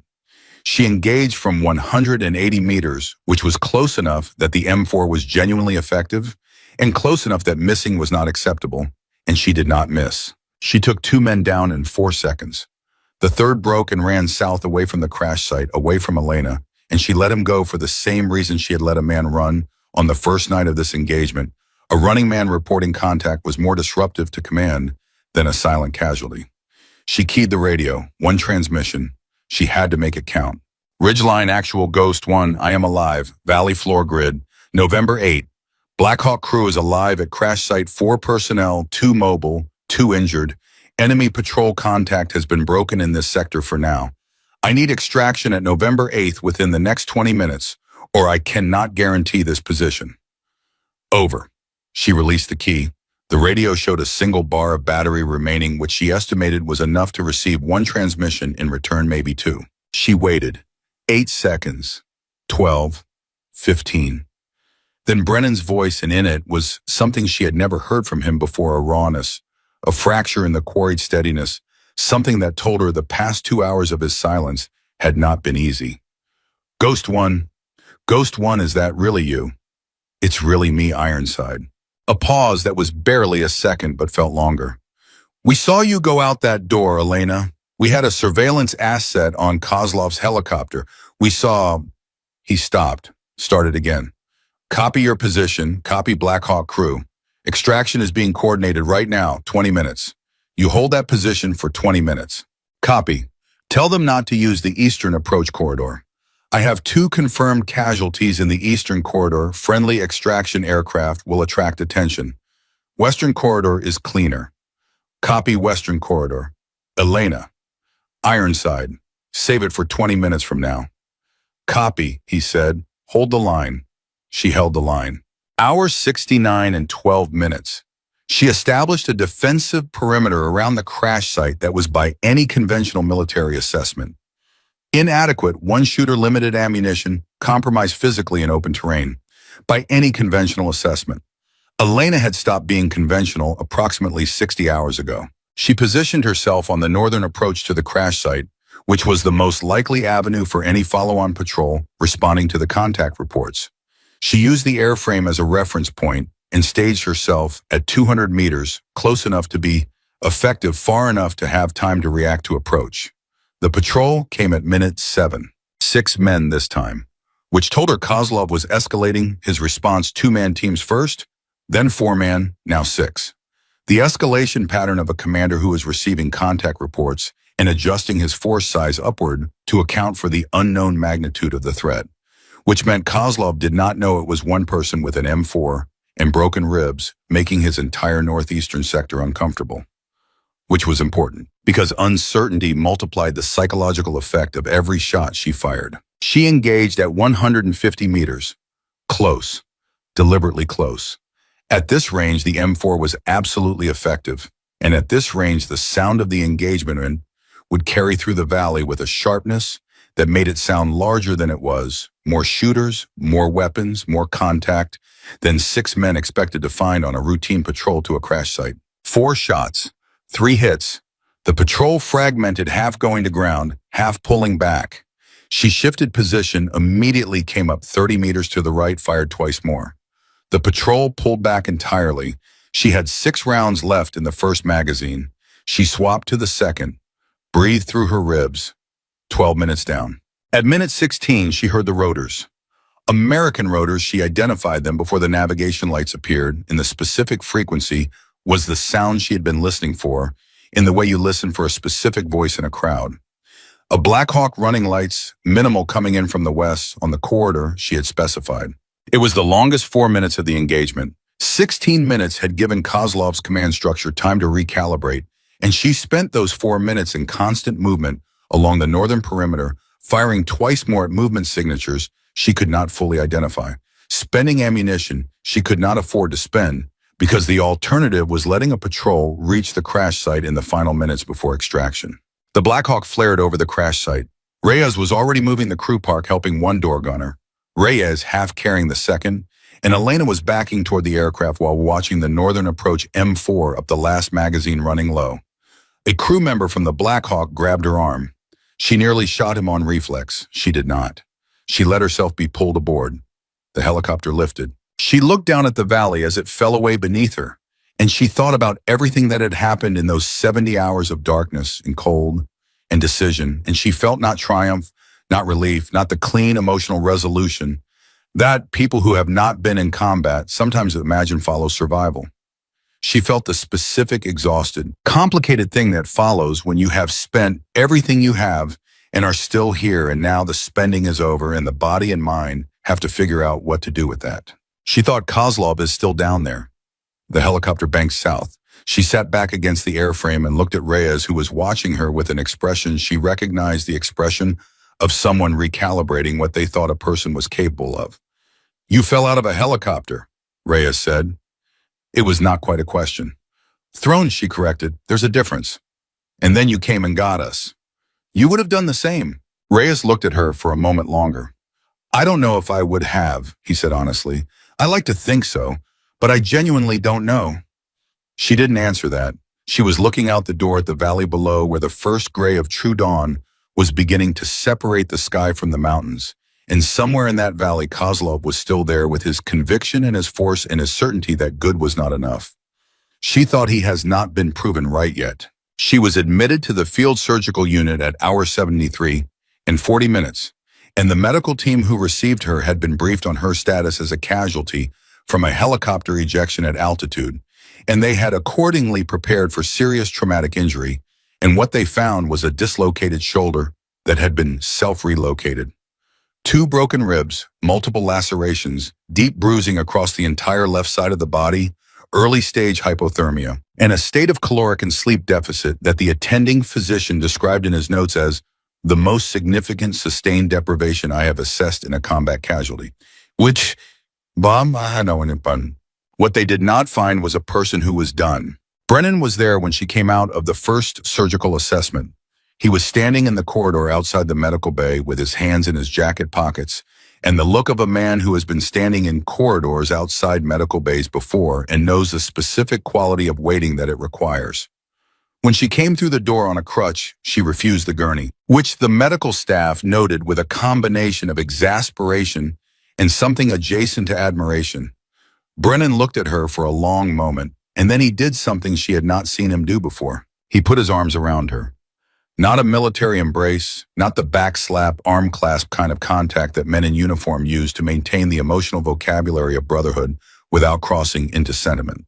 An actual embrace, brief and complete, the kind a father gives. She felt it register in the place where 66 hours of solitude and cold and the accumulated weight of everything she had carried on that ridge without complaint had settled. She did not cry, but it was a closer thing than she would admit to anyone except possibly him. He stepped back, looked at her face. "Kozlov said your father died for nothing," she said. "I know. I heard the broadcast." He was wrong. "I know that too." She looked at him steadily. "I'm going back out there." Brennan was quiet. Not surprised, she saw no surprise in his face. Just the settling of a man who has heard a thing he expected and is deciding how to respond to it. "The surgeons want 48 hours, he said. Kozlov is still operating in that valley. If his command structure is intact, the advance resumes. Everything I did up there, I know what's at stake. Then you know I cannot be in a medical bay for 48 hours. He studied her face for a long moment. The lines in it, the exhaustion that had settled into her eyes, the set of her jaw that was her father's jaw, the quality of conviction that was also her father's and was also entirely hers, earned in 66 hours of cold and fire. "Walsh is already making the case to command," Brennan said carefully. "He wants to use your position data, the engagement patterns you established, the movement signatures you identified, to put together a precision strike package on Kozlov's command element. He doesn't need you on the ridge for that. He needs your intelligence." She thought about this, thought about what it meant to hand her knowledge over to a strike package rather than to her own trigger. She thought about Kozlov stepping off that helicopter and walking into the valley with his certainty. She thought about the pilot's voice on the radio, "Whoever you are, thank you." She thought about being thrown from a door at 800 feet and not screaming. "Tell Walsh I want to be in the targeting room," she said. "I know every grid in that valley. I know Kozlov's movement patterns, his patrol rhythms, his communication windows. No one in a strike planning cell has that picture. They need me in that room." Brennan nodded slowly. "I'll tell him." She turned to go back to the medical bay. 3 steps, then she stopped. "Ironside." "Yeah." "The letter," she said. "My father's letter. I want it now." He reached into his jacket pocket. He had been carrying it for 11 years. He held it out to her, and she took it, and she felt the weight of it, not heavy, just a folded piece of paper, but carrying the weight of everything that had waited in it. She did not open it yet. She tucked it into her chest pocket against her sternum, next to the note from Torres that still said, "You're doing fine, keep going." "After," she said. He understood what she meant. She went back inside, sat down with the targeting team, and began building the fire solution that would end Viktor Kozlov. The targeting session lasted 6 hours. 6 hours in which Elena transferred everything she had accumulated in 73 hours on and around Ridge 7 into a coherent intelligence picture that the strike planners used to construct an engagement sequence. She identified Kozlov's command post location, a position she had observed him use twice based on the radio communication patterns she had monitored.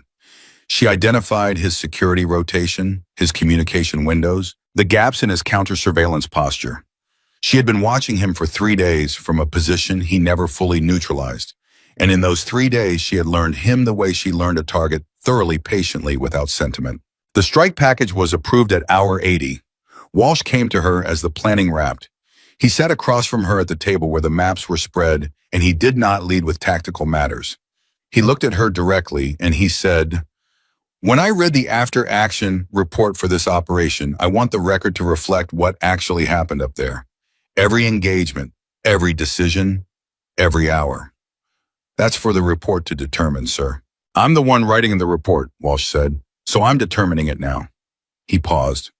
"You held that ridge against the Spetsnaz incursion with Russian military vehicles, with a counter-sniper campaign specifically designed to eliminate you for 66 hours.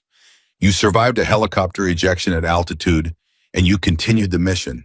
And you just spent 6 hours building the intelligence package that is going to end this operation." He met her eyes. "I was wrong about you. I want that in the record too."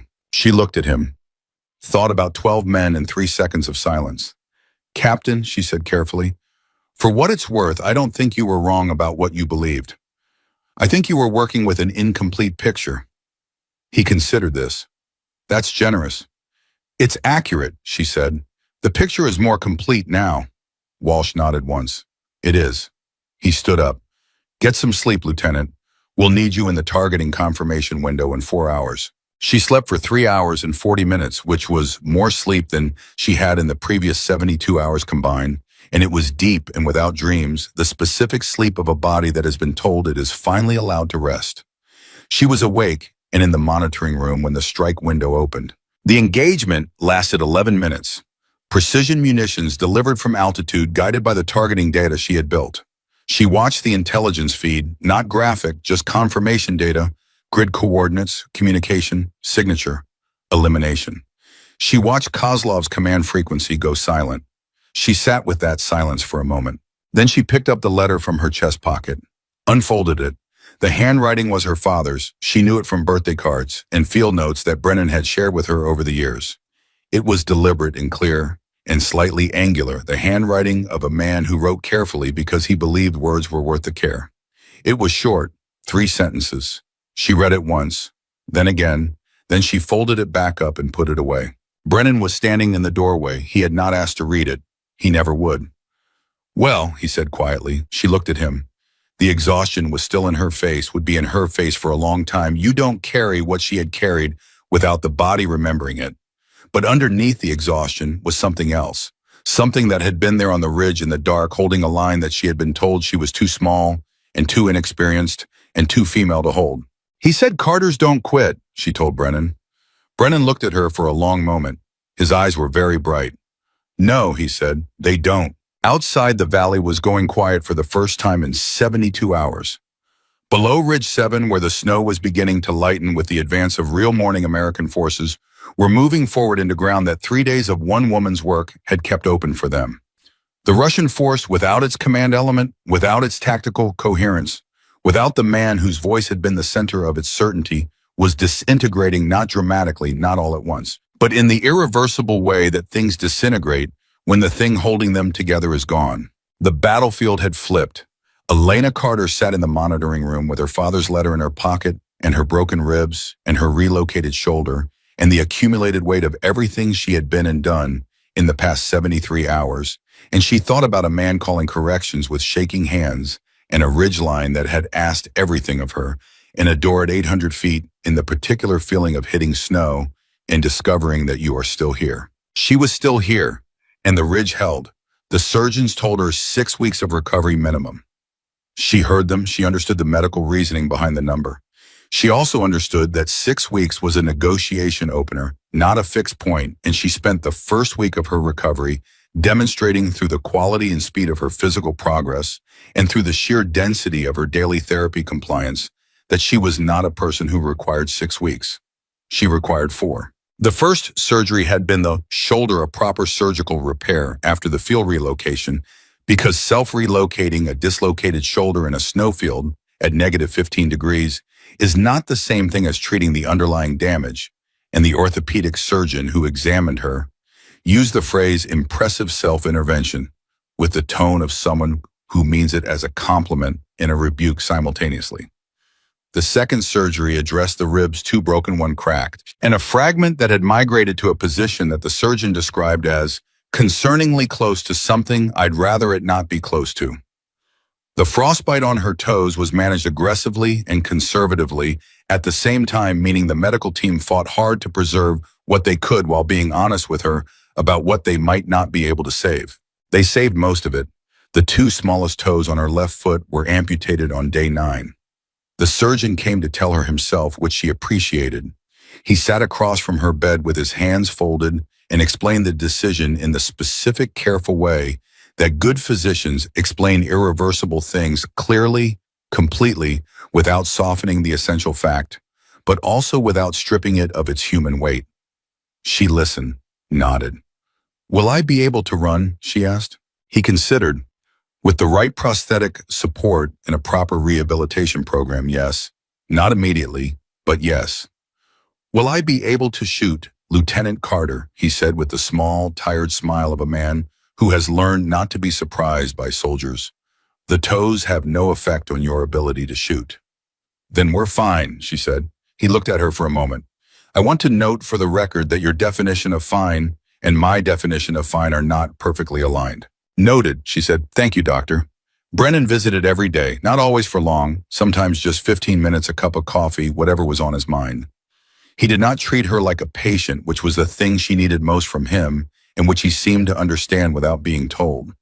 He treated her like a colleague who happened to be temporarily horizontal, which was accurate and respectful and exactly right. On day 6, Walsh visited. He came in his full uniform, which she noticed and which told her this was not an informal visit. He sat in the chair beside her bed and put a folder on the table between them and did not open it. "The after-action report is complete," he said. "I want you to read it before it goes up the chain." She took the folder, read it. It took her 11 minutes because she read carefully the way she had been trained to read anything that mattered. When she looked up, Walsh was watching her. "It's accurate," she said. "Every word," he confirmed. "I also submitted a separate memorandum recommending the Distinguished Service Cross." He said it flatly without ceremony, the way you state a fact that you believe requires no embellishment. "The recommendation has been forwarded with command endorsement." She was quiet for a moment. The Distinguished Service Cross was the second highest decoration the Army could award. She had not thought about decorations once in 73 hours on and around Ridge 7, which was, she supposed, exactly why she was being recommended for one. "Walsh," she said, and she used his name without the rank for the first time, which he accepted without visible reaction. "Why are you here in person? You could have sent Torres with the folder." He looked at the window, then back at her. "Because I owe you a debt that a folder can't carry," he said. "The men of Bravo Element, Charlie Element, the helicopter crew, all of them are alive and whole because of what you did on that ridge. Because I assigned you to that ridge despite my doubts, and those doubts were wrong, and I want you to hear from me directly that I know they were wrong." He paused. "And because I think the Army needs to hear this story told correctly, not sanitized. Not adjusted to be more comfortable for people who are uncomfortable with what it says." She looked at him steadily. "What does it say?" "It says we almost didn't send the best person we had because of what she looked like." He met her eyes without flinching. "We need to say that out loud, clearly, so we don't almost do it again." She thought about this briefing room, the 12 men, the 3 seconds of silence. She thought about how far she had come from that room, not geographically, not in rank, but in what she knew about herself and what the Army was capable of when it got out of its own way. "All right," she said. "Then make sure it's said." "I intend to," Walsh said. He stood. He put out his hand. She shook it. His grip was firm and direct, and entirely without the careful management she had felt in every interaction they'd had before the ridge. After he left, she lay back and stared at the ceiling for a long time. She thought about conviction, about knowing why you're still there after the waiting gets hard. And she thought about what came next, not recovery, not the ceremonies and the documentation, but after all of that, the question of what a person does with what they've survived. She had an answer. She had arrived at it somewhere around day 3 of her recovery, in the quiet of early morning when the ward was still, and she had been lying awake doing the things she always did in the dark, thinking clearly and without distraction. The answer was not what some people might have expected. It was not another deployment, not a pursuit of the next mission, not the hunger to prove something further to the men who had doubted her. Those things were done. The proof was in the record. What she wanted was to make sure the next Elena Carter didn't have to prove it alone. Brennan, when she told him, was quiet for almost 30 seconds, which was long for him, long enough that she wondered if she had misjudged his response. Then he said, "Army Sniper School." "Yes." "Instructor Billet." "Yes." Another pause. "You'd be the youngest senior instructor they've ever had." "I'm aware. Some of the men you'd be teaching would be older than you. Some would have more combat time than you. None of them," she said carefully, "will have the specific experience I have. And that experience has value that doesn't come from age or deployment count. It comes from what happened on that ridge, and it needs to be transmitted. It needs to become doctrine. Because what I had to figure out alone up there, I shouldn't have had to figure out alone. The next person in that position should have a better starting point." Brennan looked at her. The lines in his face had rearranged themselves slightly, the set of a man whose long assessment of a person has just been confirmed in a way that satisfies something he had been waiting to see confirmed. "I'll make the call," he said. "I haven't asked you to make the call," she said. "I know you haven't. I'm making it anyway." He stood. "Your father used to say that the best thing a soldier can do after surviving is make survival more likely for the soldier behind them." He picked up his coffee cup. "You're going to be an exceptional teacher, Elena. That's not a compliment. It's a professional assessment." She reported to Fort Benning's Army Sniper School 8 months after Ridge 7. 8 months in which she completed her physical rehabilitation, requalified on her primary weapon system, which the evaluating range officer noted in his report with an annotation that read, "Qualification performance consistent with pre-injury baseline zero observable degradation," and spent 3 months attached to the Army's Doctrine Development Office, where she worked with 2 colonels and a civilian consultant to formalize what she had done on Ridge 7 into written doctrine on solo extended duration sniper operations in extreme environments. The doctrine document was 47 pages. It covered everything: position, selection, ammunition, conservation, psychological management under sustained isolation, counter-sniper response protocols, the specific challenges of operating in environments where the physical and cognitive costs compound each other over time. It was dry and technical and procedural in the way doctrine always is. It was also the most important professional document she had ever produced because every page of it had been paid for in real currency. She arrived at Benning in the fall, and the first class she stood in front of was 32 candidates, 29 men, 3 women who had all been told that their new instructor was the ghost of Ridge 7. She knew they had been told because she had been in enough military environments to understand how information travels before an official briefing, and she had seen it in the specific quality of attention the class gave her when she walked through the door. Not skepticism. She had been braced for skepticism and found something else, something closer to the particular wary attention that people give to a person whose story they have heard, but whose reality they are not yet sure they have calibrated correctly. She stood at the front of the room and looked at them for a moment without speaking.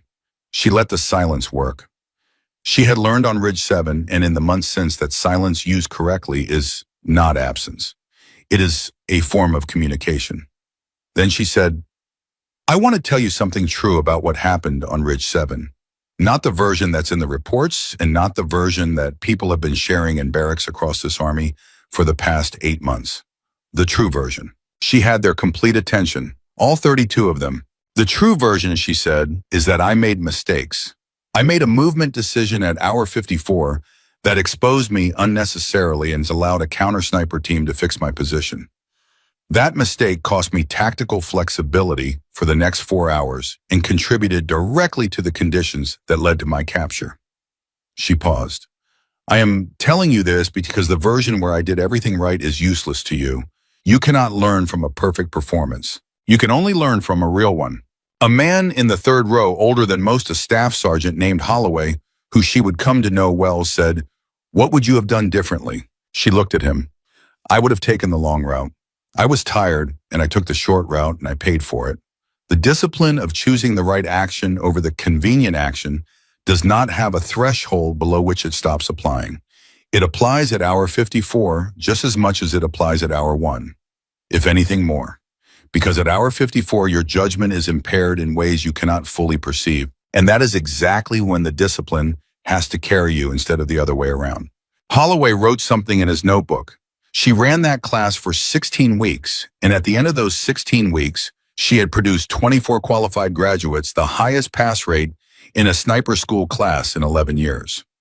She also produced something harder to measure: a cohort of soldiers who understood that competence and conviction were not the same thing, and that the situations that would test them most severely would be the ones that asked them to maintain both simultaneously. The second class was harder. Not because the students were less capable, they were, if anything, more talented than the first group, but because she pushed them further. She had used the first class to calibrate. She used the second class to extend. She introduced scenarios drawn directly from Ridge 7, the extended isolation, the ammunition conservation calculus, the counter-sniper response protocol. The moment at hour 48 when Kozlov's voice had come over the radio and she had chosen to stay. She ran them through those scenarios in training environments, and then she sat with them afterward and talked about what they felt, what they decided, why they decided it. Holloway, who had passed the first course and been assigned as an assistant instructor for the second, watched her run one of those after-action debriefs and said afterward, "You know what you're doing, right? You're not just teaching marksmanship, you're teaching a way of thinking. That's what sniper school is supposed to do," she said. "Yeah, but most instructors don't know the difference between transmitting technique and transmitting thinking." He paused. "You do." She thought about her father calibrating corrections with shaking hands. She thought about whether that was a transmitted thing or a built thing or some combination of the two that she hadn't fully sorted out yet. I had good teachers, she said. The Distinguished Service Cross ceremony was held at the end of her second year at Benning. Brennan was there. Walsh was there now, a full colonel, his own career shaped in ways that the Ridge 7 operation had influenced, not because of credit-seeking, but because the after-action report he had written had changed some conversations at levels above his own. Torres was there, still meticulous and quiet, still saying exactly as many words as the situation required, and no more. Reyes was there, the pilot from the downed Blackhawk in civilian clothes, now having left the Army 8 months earlier, but present because he had driven 11 hours from his home in New Mexico to be in that room. When Reyes shook her hand before the ceremony, he held it for a moment and said, "I named my daughter Elena. My wife and I agreed on it before we even told each other we were considering it. We just both arrived at the same name separately." She looked at him for a moment. Something moved in her chest that she didn't try to name or suppress. "Thank you," she said. "That's thank you." The general who presented the decoration said the expected things in the expected order, and Elena stood at attention and received it with the expected composure, and none of that was the real moment of the ceremony.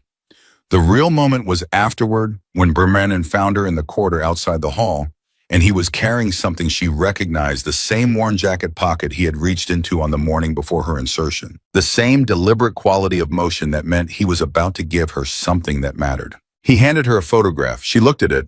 Her father. Younger than she was now, in uniform, standing on a ridgeline that she recognized from Brennan's descriptions of their deployment together. He was looking directly at the camera with the expression of a man who has been asked to hold still and is complying but not entirely willingly, because there were things he would rather be doing than standing still. He had her jaw, or she had his. She hadn't seen a photograph of him in uniform before she had photographs from before his service family photographs where he was softer, less defined, still becoming what he would eventually be. This was the finished version. The man who had called corrections was shaking hands for 40 minutes because it was the right thing to do. "I want you to have that," Brennan said. She looked at it for a long time. "Were you with him when this was taken?" "I took it," Brennan said, "about 3 weeks before he died. He was in a good mood that day. I don't remember why. Some days are just good days." She nodded slowly. She felt the weight of the photograph, not heavy, just present. A small square of paper that contained a whole person. "Ironside," she said. What did the letter say?" "My father's letter. I know you read it before you gave it to me." He was quiet for a moment. He did not deny it. "I read it 11 years ago, yes, the night after he died." "What did it say? The whole thing?" Brennan looked at the wall for a moment, gathering something. Then he looked back at her. He wrote 3 sentences. The first one said, "Tell her I was thinking about her at the end." The second one said, "Tell her she already has everything she needs." The third one said, "Carters don't quit." She stood with that, all 3 sentences. The whole letter, which she had read and reread so many times in the past year that she had every word committed to the same memory that held wind corrections and grid coordinates and the specific sound of American rotor blades in cold mountain air. "He was right," she said quietly. "About the second one." Brennan said. "He knew it before you did. That's the thing about fathers." They stood in the corridor for another minute in the comfortable silence of people who have been through something together and don't need to fill the space between them with words. Then Brennan said, "I'm retiring at the end of the year." She looked at him. 38 years, he said. "I think that's enough. I have a daughter in Portland who has been asking me to come visit her grandchildren more than twice a year, and I have been telling her the Army needs me, and she has been telling me the Army will survive my absence, and she is correct." He paused. "I'm ready." She heard what was underneath the words. He was ready because she was ready, because the thing he had been waiting to see completed the thing that had kept him in the service past the point where other men had gone, was done. She was standing in this corridor, decorated functional teaching the next generation with everything she had learned, carrying her father's photograph and his letter and his jaw and his conviction. The continuity was intact. The line held. "Before I go," Brennan said, reaching into his jacket one more time, "I have one more thing." He handed her a challenge coin. Old, the edges worn smooth from handling the design, still legible, but softened with time. On one side was the crest of her father's forward observer unit. On the other was a ridge stylized but recognizable to anyone who had ever stood on one, and below it, 2 words, hold fast. He carried that the whole time I knew him, Brennan said. I've been carrying it since the night he died. Her hand closed around it. The metal was warm from his pocket. Ironside, she said, and her voice was steady because she needed it to be steady, because some things you hold together with the force of your will when you cannot afford to let them come apart. Thank you for 11 years of carrying things that weren't yours to carry. He put his hand briefly on her shoulder, the repaired one, the one that had been through a surgery and a self-relocation in a snowfield, and was now as strong as it had ever been. A brief, solid contact. Then he dropped his hand and straightened up and looked at her with the eyes that had stopped being surprised by anything years ago. They were mine, he said simply, because he was mine, and you are mine. That's what it means. He walked down the corridor. She watched him go. She stood alone for a moment in the quiet of the hallway, the photograph in one hand and the coin in the other, and she thought about Ridge 7, the cold and the dark, and the 72 hours of wind and decision, and the moment at the door of the helicopter when the ground was 800 feet below and she had chosen not to scream. She thought about her students at Benning, 32 of them now qualified and deployed and making decisions in hard places that had been informed in some small way by what she had survived and distilled and transmitted. She thought about Reyes's daughter named Elena. She thought about a man with shaking hands calling accurate corrections because he had decided the outcome was worth the cost of the decision. She understood now completely and without remainder what legacy was. It was not a monument or a ceremony or a decoration pinned to a chest. It was the thing that continued after you were gone, the corrections that were accurate, the line that held, the soldier in a difficult place who made the right decision because someone before them had paid for that knowledge with something real and then passed it forward. She was the product of that chain. She was also a link in it. That was the whole story. That was all of it, and it was enough, and it was everything. She put the coin in her chest pocket, put the photograph there too against her sternum, next to a year of accumulated things she carried close. She straightened up. She walked back into the hall where the ceremony was concluding and people were gathering into the easy clusters of after events, and she moved through them with the particular quality of presence that comes from knowing exactly who you are and exactly why you are still here. Somewhere in Colorado, snow was falling on Ridge 7. The same ridge, the same cold, the same wind coming from the northwest at 40 kilometers per hour. The same granite and the same silence and the same stars above 5,000 feet that you only see when everything else has been stripped away. The ridge did not remember her. The ridge did not need to. The ridge had been held and the holding had mattered, and the proof of that mattering was not in the stone or the snow, but in every soldier who would go to a hard place after her and make a better decision, because she had gone first and come back and told the truth about what it cost. Lieutenant Elena Carter had been thrown from a helicopter at 800 feet over a battlefield in the dark. She had calculated the physics on the way down. She had hit the snow and gotten up and taken back everything they thought they had taken from her, and she had ended the man who threw her and held the line that no one believed she could hold, and then she had walked into a classroom and taught the next person how to hold theirs. She did not quit. She never quit. That was the whole story. That was the legend. That was the truth.